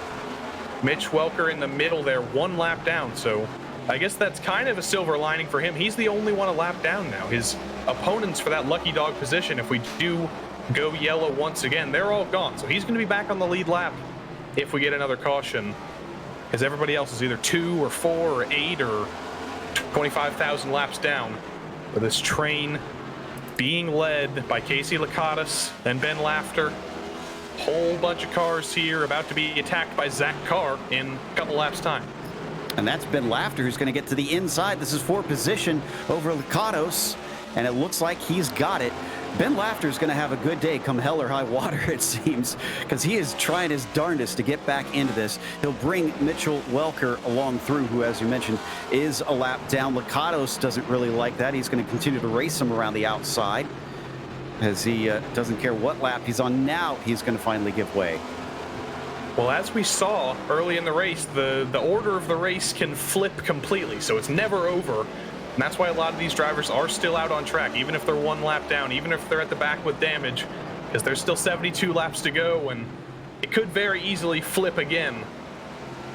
Zach Carr, he is at the back of the pack right now. He's right behind Eddie Trejo, who's 2 laps down. So he is reaching lap traffic now, and that's exactly what Joshua Banks wants to see. He wants to sneak through there. Now, this isn't exactly your F1 type situation where blue flags are going to clear everybody out of his way. This is up to how polite these drivers want to be. Trejo looks like he wants to be relatively polite, so he pulls out of the way, and Zach gives a thank you to him. Next up, going to be Evan Adams. Big difference here is Trejo was 3 laps down, or 2 laps down, I guess, before. Evan Adams is on the lead lap. I can't imagine he wants to go a lap down here. Yeah, Evan's got no reason to let Zach by, but he might be a little bit extra courteous here because he's not really racing for the lead. We'll see what Evan chooses to do. Everybody just kind of running in line now. Joshua Banks not able to close up to the back of Carr, even with this lap traffic, so Zach's gonna have to get a little bit more held up here as he gets to the bottom of Evan now. And yeah, it's gonna be nice and easy. Straight past Evan Adams, and Joshua Banks is gonna do the same. I'm a bit surprised. Josh was all over that bumper for so many laps. I would have thought he'd easily catch that 27 here in the traffic. Do you think maybe he's intentionally holding back a little bit in case something goes wrong in the lapping? I mean, maybe, but you can never predict what's going on here. He's trying to get by Chad Klinger now. I bet Chad didn't think he would be down here about 30 laps ago, but he is, and now he's the first car lap down. He'll get the lucky dog if we go yellow again, and suddenly Welker is 3rd in line to get the lucky dog. Evan Adams is 2nd in line now, and Chad Klinger is going to be 1st in line. And we just got confirmation. Whoa, and a spin from Josh Banks. Caution is out, and Banks is the cause. No, don't back out. Oh, he almost backed into traffic. I thought we were going to have a wreck after the yellow. That was bizarre. He was really under control for much of this stint, and then out of the blue, you're just going to see this car go around. And it's getting a little bit over aggressive, I guess, but even then, he was through the corner. That was the exit of the corner. There's traffic to the outside. Maybe it put him offline, and I don't know. Who knows? But Zach Carr coming down to the pits right now, so the leaders have finally chosen to come down. And joined by a number of friends as well. First one not to pit in, Tim Downey Jr. in the 25, so he'll inherit the lead.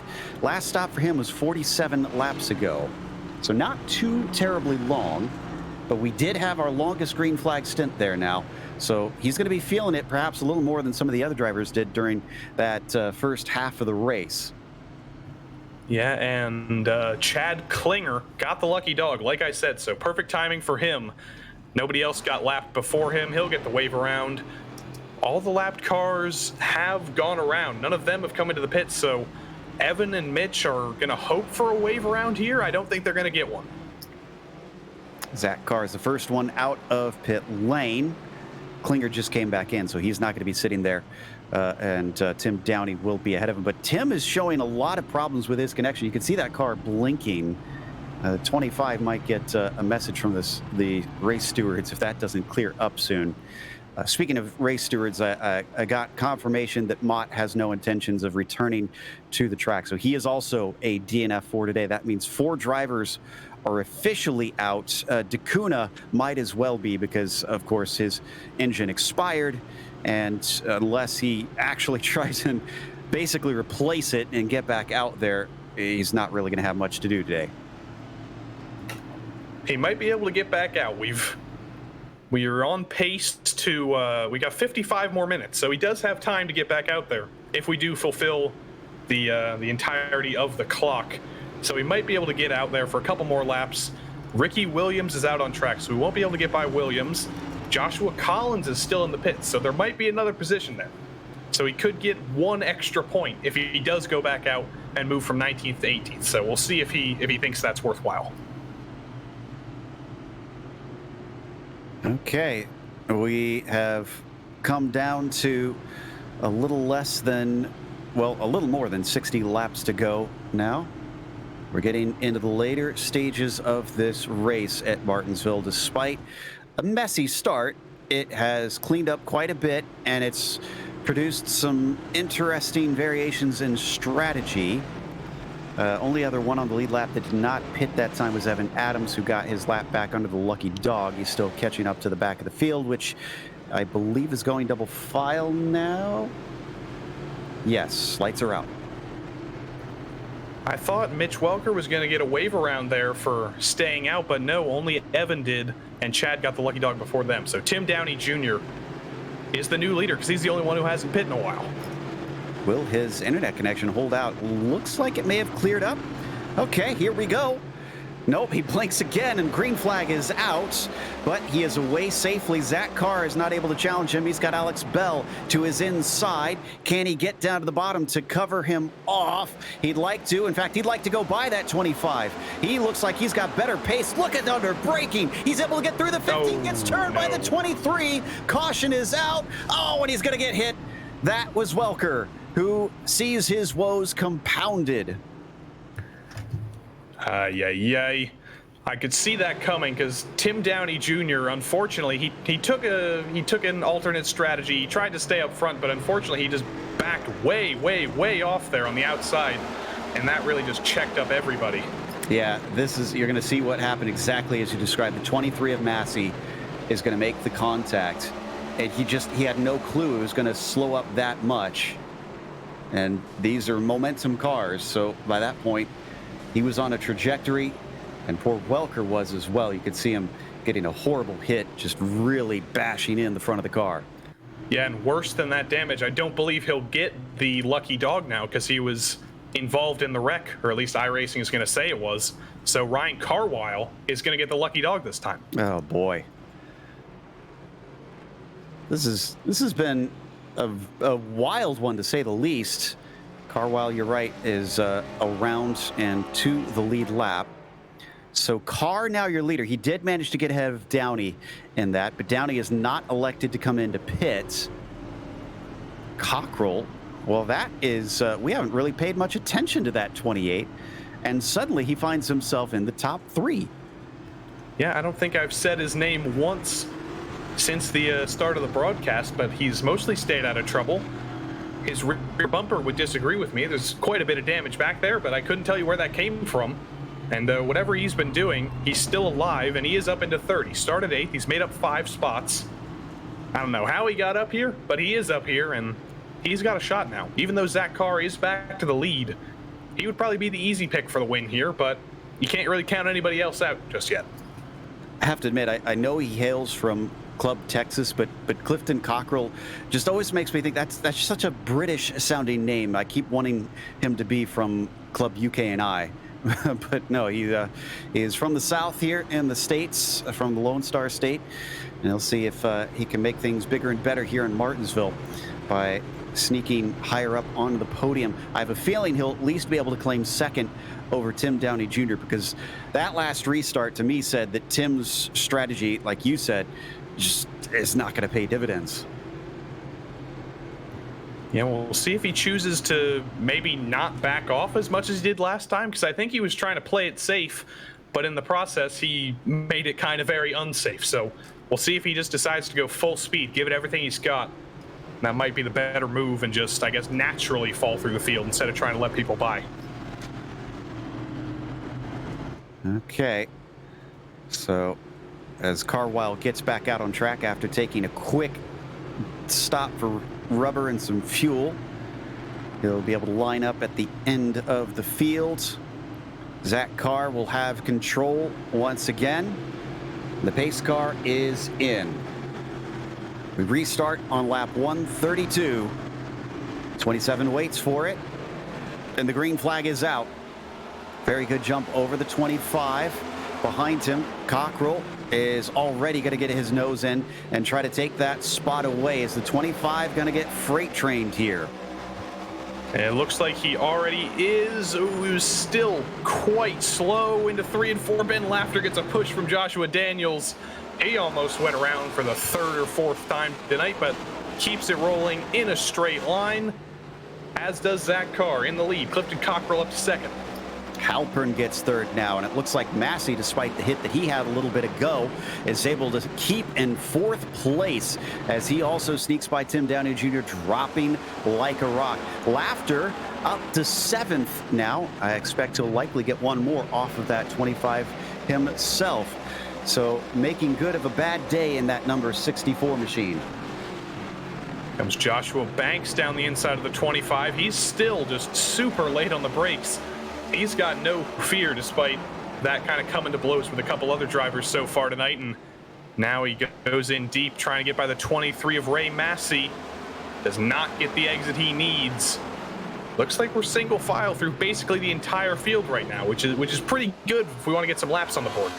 You know, in spite of Josh Banks' spin, he's back up to 5th place right now, so he's faring pretty well. And this side-by-side battle is the 95 on the 64, and Nolan Hodgson is going to try and take the spot away from Laughter. Laughter has no recourse. He has to give up the ghost on that one. Both of them still behind Tim Downey Jr. Ooh, Ray Massey now in a fight with Halpern as well, and make Josh Banks a part of that one. He's going to be able to get to the inside of the 36, the 26 rather. Josh Banks now up into 4th place. Yeah, it's Josh Banks just marching through the field. And Halpern just got kind of shuffled out to the high side there by Ray Massey, and then he couldn't really do anything just because he was a little bit too high and it compromised his exit because there was a wall on the outside there. But Joshua Banks, what a performance that would be. He's come under the ire of the stewards and his fellow drivers today for causing a couple incidents. But he could win this thing. He's going to come back from all that if he passes everybody. He looks like he's got the speed, and he set the fastest lap just now. An 18.732, about 100th faster than Zach Carr's best lap of this race. Tim Downey continues to lose spot after spot as he finally allows by Nolan Hodgson. So can Josh Banks now get by Clifton Cockrell? Oh, Tim Downey's around. Alex Bell got into him. This happened in turn 2, it looks like. It looked like it was just impatience again. Tim was going a pretty normal pace, I would say, and Alex Bell just washed up into him, front to rear. Yeah, just bonk. Say it again. It's the tiniest little of wash, though. So I don't put that on the 15 too much. The 25 did not give him much space. Look at that. Yeah, they kind of met in the middle, and oh, geez, another. Those tiny 64? little, yeah, those little gaps just keep opening against the wall, and everybody's going for them. No, that was Klinger, excuse me. Takes a little bit more damage because of that. Klinger's still in 10th place and on the lead lap critically. It's going to be a party in the Project 2 camp right now, because guess who's finally got the lucky dog? It's taken him about 5 tries, but Mr. Mitchell Welker back on the lead lap. He's going to be 14th, so about 13 spots lower than he'd wish to be.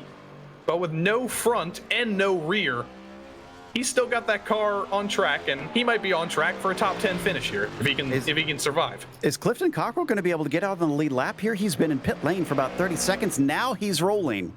Okay, I was getting worried. He gave up track position, which was concerning in of itself after being in 2nd place. Now he restarts in 11th, and it almost looked like he was going to give it a little bit too long repairing whatever damage he still had on that machine, which means it is back to what it was on that big restart that we saw give us our longest green flag run with Carr ahead of Banks. Yeah, honestly, I think Joshua Banks has to be the favorite for the win here. He's had so much speed on this green flag running, or in this green flag running. Carr has also had speed because he's been leading the whole way, but we can't count out Joshua Banks. This could be a very, very interesting comeback. I want to see what Ray Massey has for them, as even though that car's very damaged, he's looked relatively quick. We're still not single file, though. Lights are still on the pace car. We've lost Pastorius now. Unfortunately, that wasn't due to damage. He lost his internet connection on this one, so the internet gods were not smiling upon him this evening, which means Ricky Williams and that 11 will likely see at least one more spot.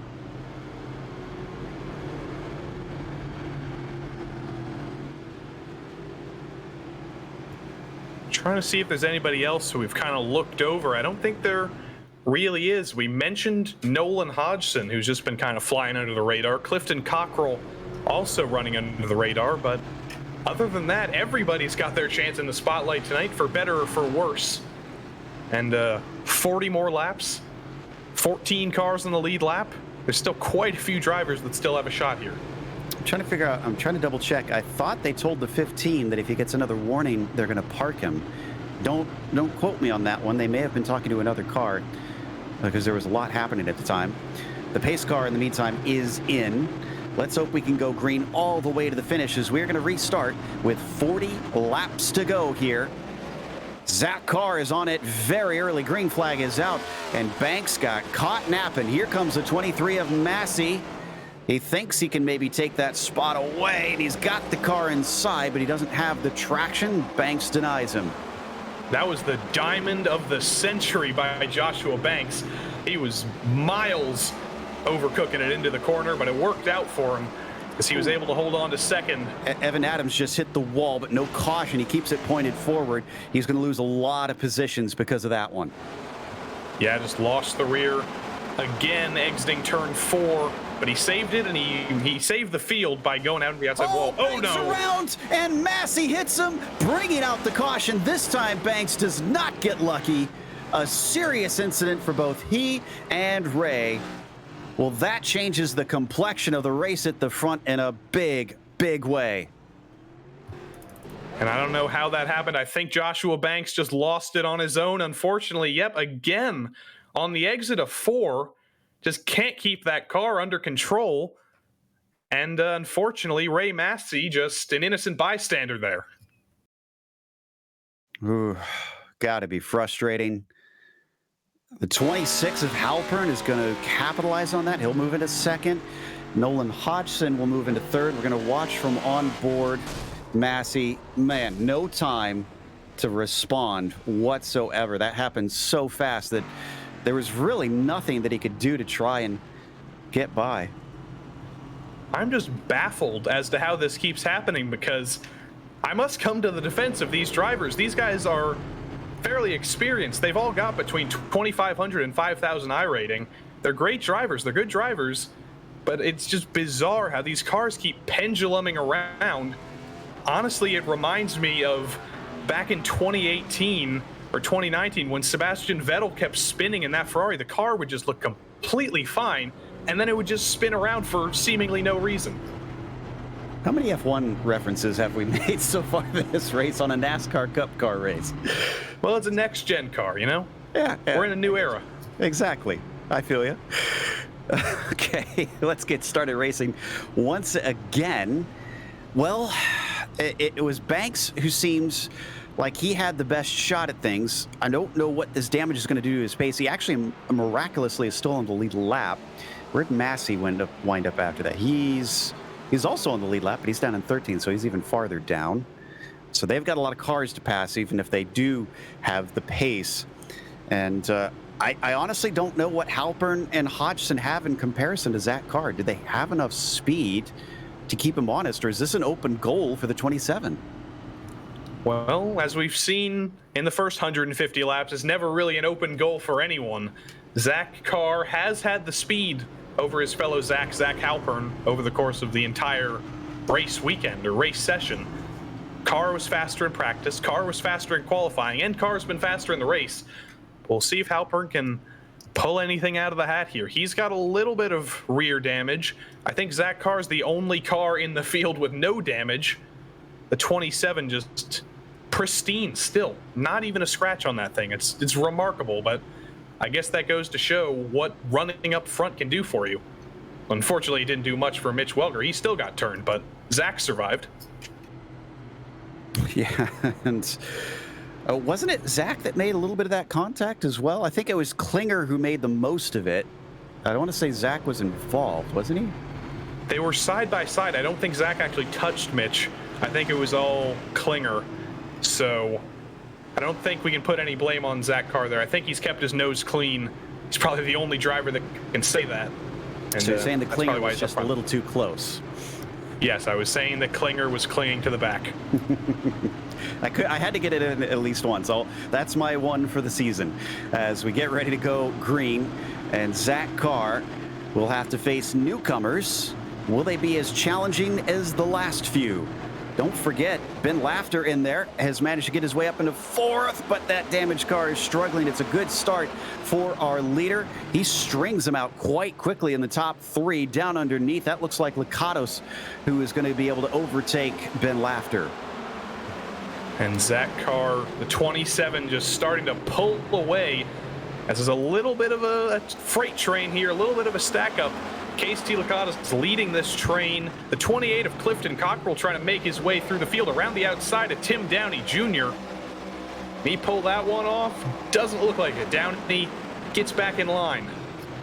Downey and Cockrell have the same age tires, 13 laps that they've been out there. Mitchell Welker's actually on 5-lap old tires, 6-lap now, as he crosses the line, and the 15 below him got all kinds of loose hitting the curb. But we continue to watch the 64 of Laughter hounding Lakatos. Similar situation happening between Hodgson and Halpern for second. But Zach Carr, we wondered if anybody would have the pace to hold him honest. It's an affirmative no right now. A lot of damaged cars trying to fight for these top three positions now. I'm watching the 16, I'm watching the 64 of Laughter, both of them heavily damaged, but still keeping pace, and I guess that goes to show how much pace they had in the tank. Oh, Nolan Hodgson's getting to the rear bumper of P2, Hodgson and Halpern. Could see a fight here if Nolan can get back up there. Coming off of 4 once again, starting to become a bit of a train now behind Halpern, because they're being caught by the likes of Lakatos, Laughter. They're pulling along Tim Downey Jr., Cockrell, Welker, Bell, and Josh Banks on top of things. Ooh, a little bit of a poke to the inside. Laughter fancies it. He's going to be able to get the track position. And it's going to be a drag race down into turn 1. Lakatos fights him anyways. 64 finds the grip on the final exit of 2. That gets him fourth. Whoa, the 25 like a rocket ship down to the inside. That was a late move, and that was a surprising move, but look at Tim Downey Jr. You know, his tires are 20 laps older than everybody else up here, so, oh dear, everybody's all over the place. Lakatos, not sure what he was expecting to happen there, but cut over the grass. Thankfully, didn't wreck anybody. Junior going to get by as Cockrell and Welker side by side behind them. That is for the 7th position into turn 1. He's got the inside, but not a nose ahead. Welker struggling with a less than aerodynamic car, and Cockrell will be able to solidify that P7. Yeah, straight line speed less important here than most other tracks, but it's still somewhat important. And unfortunately, that 16 car is just absolutely bogged down on the straights, but he's going to try it on Casey Lakatos again, and he's going to get him easily. Casey's plummeting right now. I don't know what's going on with that car. It doesn't look too heavily damaged, but he is on struggle street right now. Yeah, something is wrong, and the 50 falls all the way to 10th place because of that. So Cockrell up to 6th, Welker into 7th, Banks back up to 8th, although he is 4 seconds behind the leader, and we are down to 20 laps next time by, so I'm not really confident that he'll have anything to try and chase down the 27. Oh, and a new caution as Alex Bell.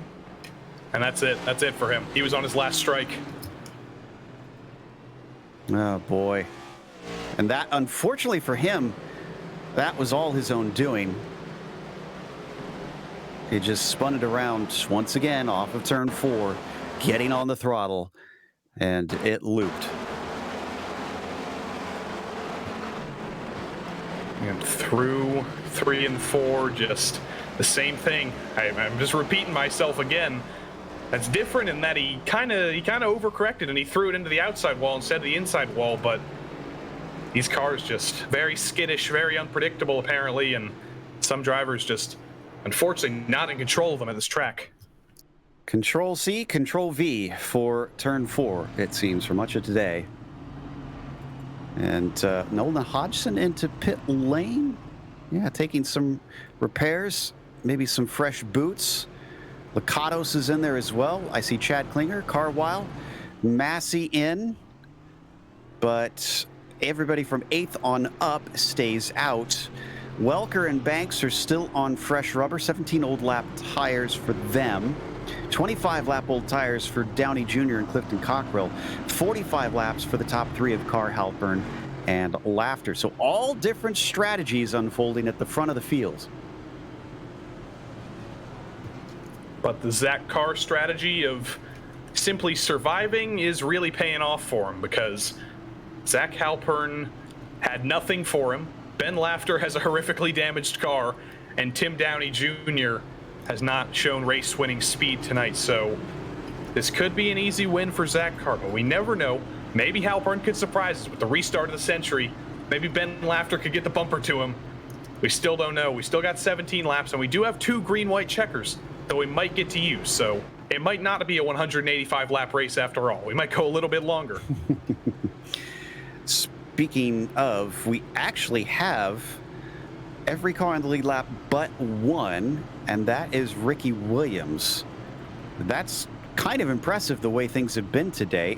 And sadly, the other side of it is I think that much of it is due to the fact that I see a lot of cars that have DNF'd by this point. Hollabaugh, Mott Jr., Miller, Close, Takuna, Collins, Pastorius, and Alex Bell just joins them after falling afoul of the stewards too many times. Well, speaking of Finney and Takuna, I'm looking at his stop time. It's about 29:46 right now, so if it is 32 or 33 minutes, he might be able to get back out here before the end of the race and get those extra couple laps, because he can get by Josh Collins. Josh Collins is 62 laps down. Finian is 66 laps down, so he only needs 4 laps to run if he wants that extra point, so it's possible. And that's the only one he can get, because Pastorius looks to be a little more than 20 laps, and we have less than 20 laps to go. So mathematically, as high as he can get is 18th. Meanwhile, looks like they are double file. The 27 will lead them away. Zach Halpern will have to deal with Ben Laughter. This is quite the recovery drive from the 64. If he can manage to get a podium today, I'm hoping that means we'll get to talk to him in much better conditions. Green flag is out, and the 27 is away with quite a gap between himself and Halpern on that restart down low. The 28 of Cockrell able to get by the 25 of Downey Jr., and Banks is trying to get some spots while he's at it. How is Banks back in the top 5? When did this happen? How did this happen? I have no idea, but suddenly he's back in the fight for the podium after destroying his car for the 3rd time. Sheer grit and determination, it seems. And we got a wreck behind him. Think that was a single car. That was Hodgson. And he was on fresh tires, so I don't know what went on there. Maybe they were too cold, because it looked like he lost it like halfway down the straight. So it's another one for the old replay machine. Let's see, Nolan. Oh, that's bizarre. He just got hot, and then I guess he overcorrected it to get out of the wall, and then he lost it again. He didn't hit anything, but he hit his own pride probably. Yeah, you can see the tail going out. He was trying to keep it from going completely around. Boy, what a save on that one, especially not to get hit by anybody. It'll lose him positions, but he just mashed the brakes and it came to a halt in a straight line. So, wow, good job to the 95. Yeah, he scraped the outside wall a little bit with the nose, but other than that, no harm, no foul. I'm sure he would rather the foul not be minus 15 positions, but he's still on the lead lap. I've said that for just about everybody, and if Joshua Banks proves anything, it's that this race is never over, because I'm still amazed that he's in 5th. That was such a hard hit he took, and the last caution that he had, and yet somehow the crew fixed it, and he's back up here with a car that's just as fast as it's always been. By the way, Ricky Williams got another lucky dog, so only 10 laps down at this point. Just 10 more cautions, and the 11 will be back on the lead lap. And speaking of laps down, guess who's on the track? It's the number 94. Finian's back out there. 72 laps down. He's on a mission to get that one extra point. We've got 10 laps to go, so he would need 23 laps to get by Hayden Pastorius.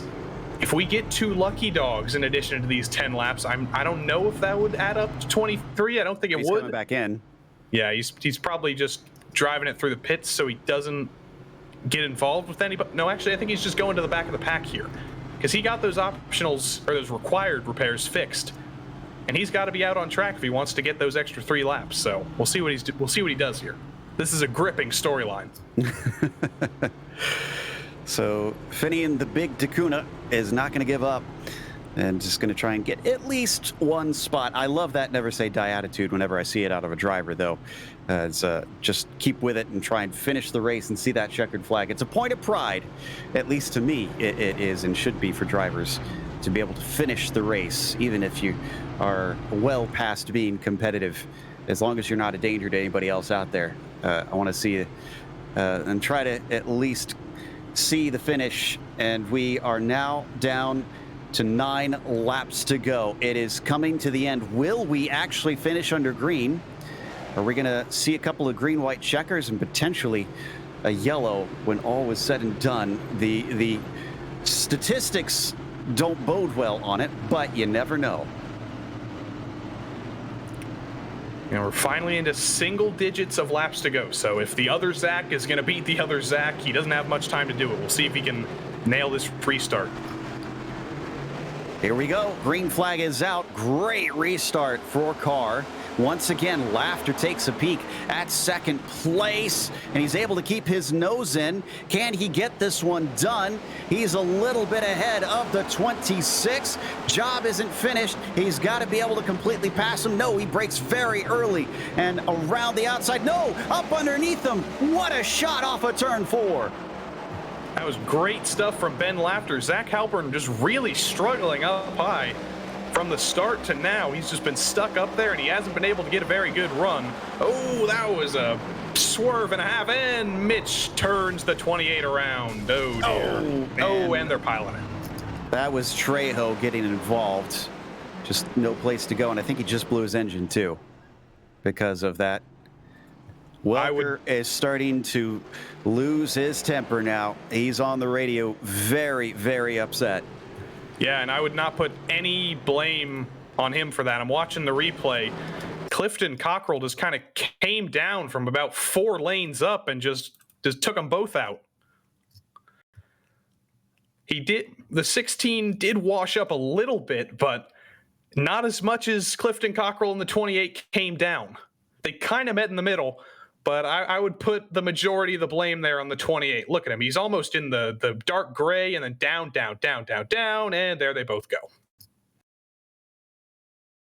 Well, it is towards the end. Obviously, they're fighting hard for position now. We're going to get restarted with probably something like 5 laps to go, I think, here. No, less than that, because we are 5 to go right now. This might actually be a 3-lap shootout. That's going to be wild. Now, hear me out on this one here, Joey. We've got Ben Laughter restarting in second place. That car looks a mess, but what a story it would be for him to come back and snatch this one away and put that modified looking machine into victory lane. I am not counting him out, and I'm not counting Joshua Banks out either. These two damaged cars, they just need one bobble from Zach Carr, and they're going to be in it. They're going to be up for the win. I'm not counting either of them out. This could be the story of the night, of the week, maybe of the entire season, if these two absolute bleep boxes can win this race. All right, our lights out this time by... It'll be 2 laps to go, so we'll get a green-white checkers. It isn't an actual green-white checkers. If so...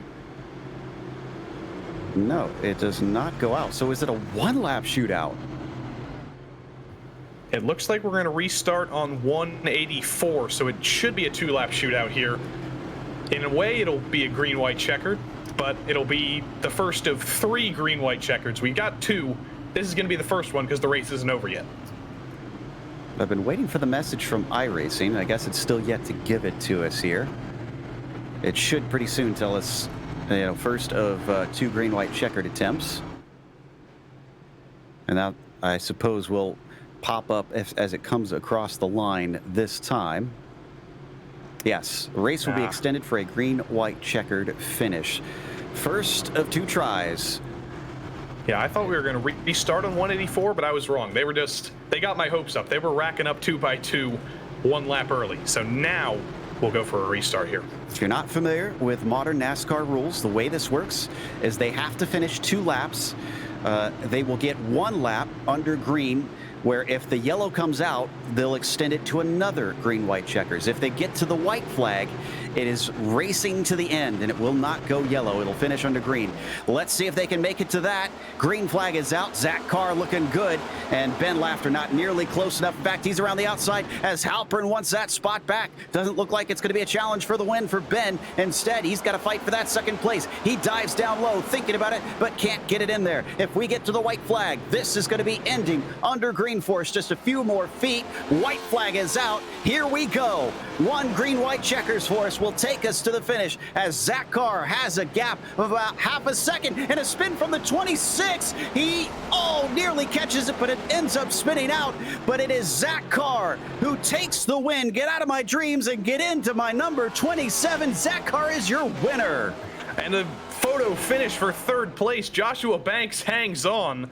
That is replay worthy if anything ever has been. He almost lost it out of 3. Tim Downey Jr. got dumped.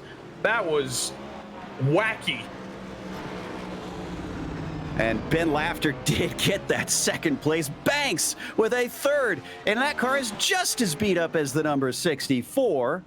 Incredible stuff. Carr's gonna burn it down in celebration. We'll come back with the unofficial results as well as driver interviews, so stick around.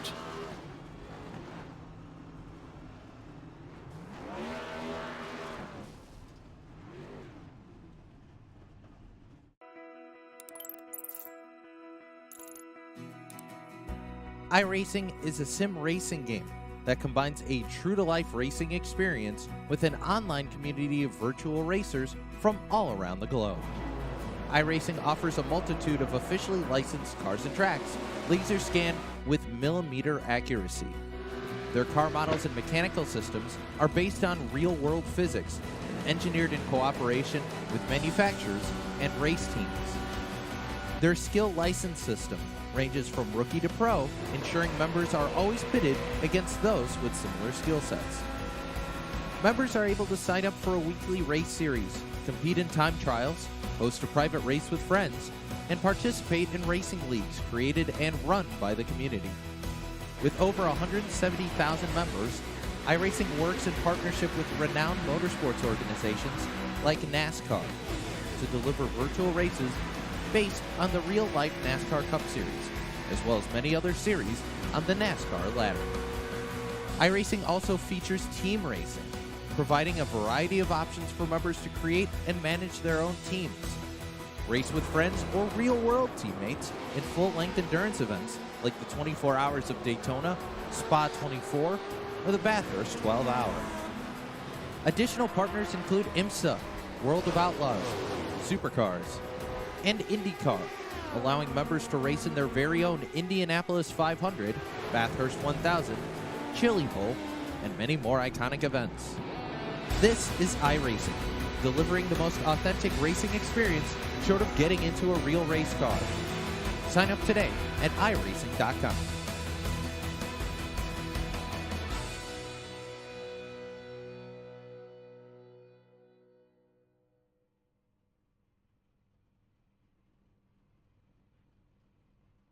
Welcome back to Martinsville Speedway. We just watched round 2 of the Outsider Racing League, and we're getting ready to watch the replay of that last lap. It was a nail-biter for third. Unfortunately, for the likes of Tim Downey Jr., he got a little bit unceremoniously shoved out of the way as Josh Banks is going to get by, and he is going to finish thousandths of a second ahead of Clifton Cockrell. Yeah, this is where it all went down. Zach Halpern's going to be kicking himself because he lost it completely on his own. He almost had it saved. He almost saved it on Ben Lafter. And then here up to third, Joshua Banks dumps Tim Downey Jr. for third, Denny Hamlin style. And then Clifton tries to get to the inside. There's not enough ground to make it up. It's going to be a controversial third for Joshua Banks, but it's a third either way. We'll see what the stewards have to say about it. And in the meantime, here's our results for the race. Zach Carr was your winner. He led for a good chunk of it, but definitely had a little luck on his side. Ben Lafter somehow came back with a car that looked like it was half missing and finished in second. Josh Banks did similarly and certainly caused a few problems along the way and had a few of his own as he went from 13th to 3rd. Clifton Cockrell just behind him, finishing 4th. Chad Klinger recovering to 5th. He looked quick before he got his damage. Unfortunately, it just wasn't to be. Casey Lakatos was 6th as Evan Adams finished P7, Carwile P8, and Trejo 9th, with Tim Downey Jr., who got spun at the very end, settling for 10th. And then 11th did go to Nolan Hodgson at the end of it all. Zach Halpern, unfortunately, from 2nd to 12th on the final lap, and Ray Massey 13th. Mitch Welker, he led so many laps at the start of the race, he did not bring it to the checkered flag in 14th. Ricky Williams was 15th, and Alex Bell, Hayden Pastorius, all the cars in the used car lot. Finian, the Phoenix Dacuna, brings it home in 18th, ahead of Joshua Collins in 19th.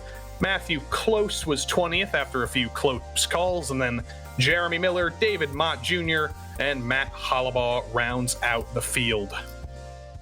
That's going to take us to our winner, Zach Carr, who joins us and started close to the front, so we should acknowledge that he definitely had the speed, but a little bit of luck helped him out, being at the right place at the right time. Zach, you found yourself leading close to halfway through, and from there it looked like you had pretty good control of this race. Yeah, the car was pretty stable out there. With the next-gen car, it can randomly hook on you. I had a couple moments like that. I do think Mitch and the 09 were definitely really quick. We couldn't get the long run in the beginning to figure out if I was better on the long run or not. And yeah, I wish we could have. Unfortunate what happened between them, but yeah. Before Josh had his spin a little bit later, it looked like he was the most likely to challenge you, but Banks kept putting his bumper close, if not actually touching yours. Was he making you nervous at all? Yeah, initially when the run started, he got really close to me and actually gave me the bumper in one of the corners. And like I said, these cars are hard to save, so any looseness, it's pretty icy. So it got me a little nervous there. And then I started putting some laps together and figure out, hey, this is the line I have to run to start pulling away. And I got away from him for a little bit. And then lap traffic came, and it really helped me out more. And then that's when I realized a tire where I had saved my tires on accident. And I pulled away, and then I heard he accidentally spun lapping cars himself. So it all worked out in the end. You're a winner of round number 2, which will certainly help you, as you didn't even get a top 10 at the first one in Daytona. So heading off to a road course, do you feel like you can keep this momentum going? Oh yeah. Throughout the past few seasons in this league, I've dominated a few road courses. We're coming to one I have not ran at before, but I'm expecting to have a good run. Yeah. Well, who helped put the 27 into victory lane this evening? My teammates, of course, Jeremy, Alex and Matt, they're great friends of mine. They help out a lot. They're running for the championship for me this season, while I'm just here to have fun whenever I can. So, and then of course you guys for broadcasting. Thanks for coming aboard. I know tonight was not the best representation of this league, but trust me, you'll have a lot better races throughout the season. Just unfortunate with the next gen car and the combination of Martinsville and people just kind of learning the car at one time. It just wasn't a good combination. But trust me, you guys have a lot of good races coming up, and obviously a big thanks to the league owners for putting this on. Yep, that was Zach Carr, and we understand the difficulty of Martinsville. He was your winner today. That will take us over to Ben Laughter, that we'll get to talk to him for the second time in much better conditions as Joey has caught up with him. Yeah, Ben Laughter, welcome back to the booth. That car, we're seeing it on screen right now. There was no front end. I don't think there was a rear end either, but somehow you still finished second. How on earth did you do that? Weight reduction. If you take the front off and the back off, it weighs a lot less and you get more punch out of the corners. That is true. That is very true. Engineering advice from Ben Laughter. Now, this was a chaotic race all the way to that final lap. Were you thinking you still had a shot at second place after the first caution you got collected in, or what did you think? Listen, I wish we had put on a better show for you guys tonight, but as chaotic as the show was, I thought I had a chance to win, which would have been my first. In fact, this is my first podium in the series. I'm not much of an oval guy, but this new car, I like the way it drives, and Martinsville, I think this car suits it really well, and it just, I don't know, it made sense to me today, and I was able to hold pretty good pace, even with some damage. I was able to hold some pretty good pace. I think I do owe two apologies.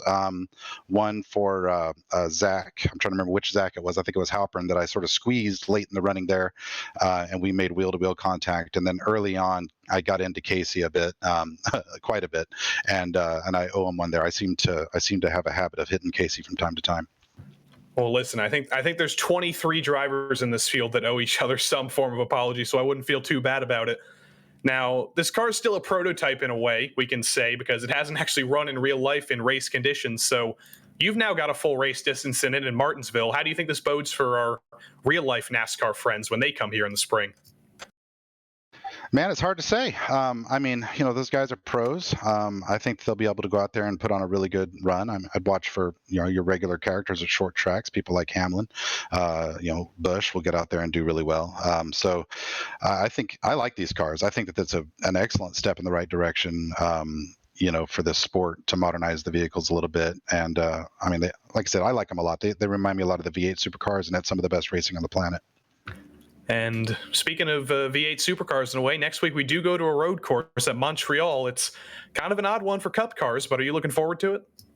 So I've run a few races in this car. I won one at Watkins Glen and I won one at Pocono, and then I did well tonight. So I think I'll do well there. I typically do pretty well on the road courses in this series, just because that's what I do the most of. So I am looking forward to that. Gilles Villeneuve is a really good track. I've had some good races there in the past in different series. So I think it's going to be fun. The guys are gonna be figuring out what chicane means, because there's a lot of them there. But it's a blast of a track. I love it. All right. Well, before we get you out of here, you have anyone you want to thank? Yeah, a couple specifics here. I want to thank Mike Houghton. He sort of hung out with me today and, encouraged and kind of told me what was going on around the racetrack. That was nice of him. And then Bryce Calusa, a regular teammate of mine. He's not my teammate in the series here, but he is a regular runner of it. And he's been giving me a lot of tips and tricks on getting better at these ovals. And so I appreciate both those guys. All right. Well, congrats on your second place tonight, and I hope you find your front and rear bumper. Yeah, you bet. They're somewhere in the pits. We'll go find them.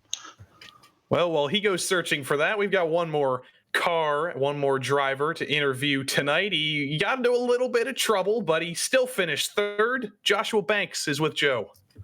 Yeah, and Josh, my goodness, what a wild end that was. But before we get to that, you seem to be one that had the pace to try and challenge Zach Carr in the middle of the race, and you were getting right up to his bumper a number of times. Were you messing with him, or was that the hardest you could go, and you were getting close because that was as close as you could get? I mean, at that long run, definitely felt like we had faster pace. just by a little bit with Zach. It felt like if we could get underneath him, we were able to get around him, obviously, and then go from there. But at the end of that run, the tires started fading off because I was trying as hard as I could to get to him. Zach and I have a history at short tracks and mile tracks that we just seem to always get together here and start racing hard. So it was definitely the hardest I could get, but it was tough though. But then in that later run, it just good old me spinning that sucker out, ruining my chances. Even still, you started to charge back through, especially late at the end. Now, a little bit controversial, unfortunately, in that final corner. What's your take on what happened there with the number 25?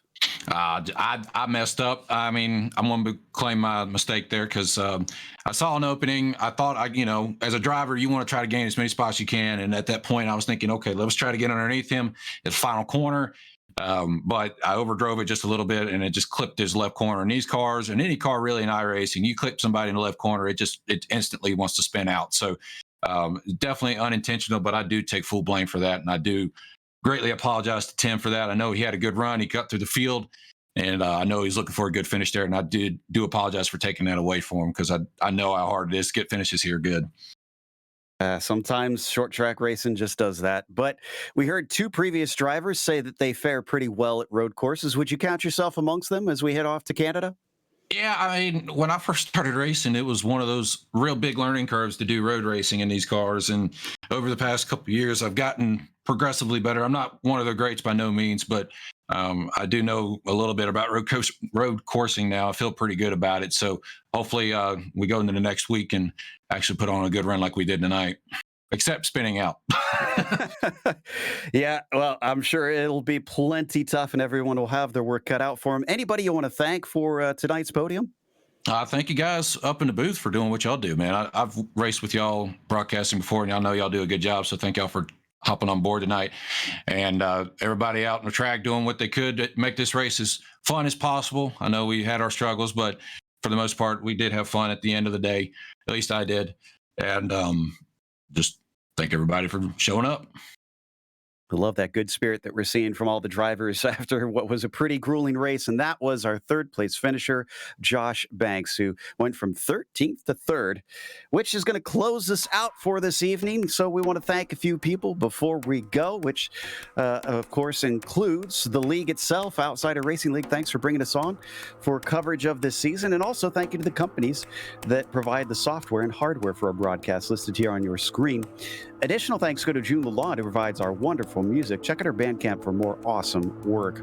Thanks to the team today, Joey, Zach, and Dougie. You can find out more awesome info about GSRC at globalsimracingchannel.com or through our social media we've listed on the screen. Check out our merchandise store as well at simracingmerch.com/GSRC, and there's a link in the description below, so it's nice and easy to get to. If you go down there, don't forget to check out the subscribe button, because if you haven't hit it yet, you should, so that you don't miss a moment. As we said, in a week's time, it's off to Montreal, Saturday, October 2nd at 9:50 p.m. Eastern. We have upcoming races for other series listed on the screen, so check those out, mark them down on your calendar. Until next time, race clean, race hard, and we'll see you on the track.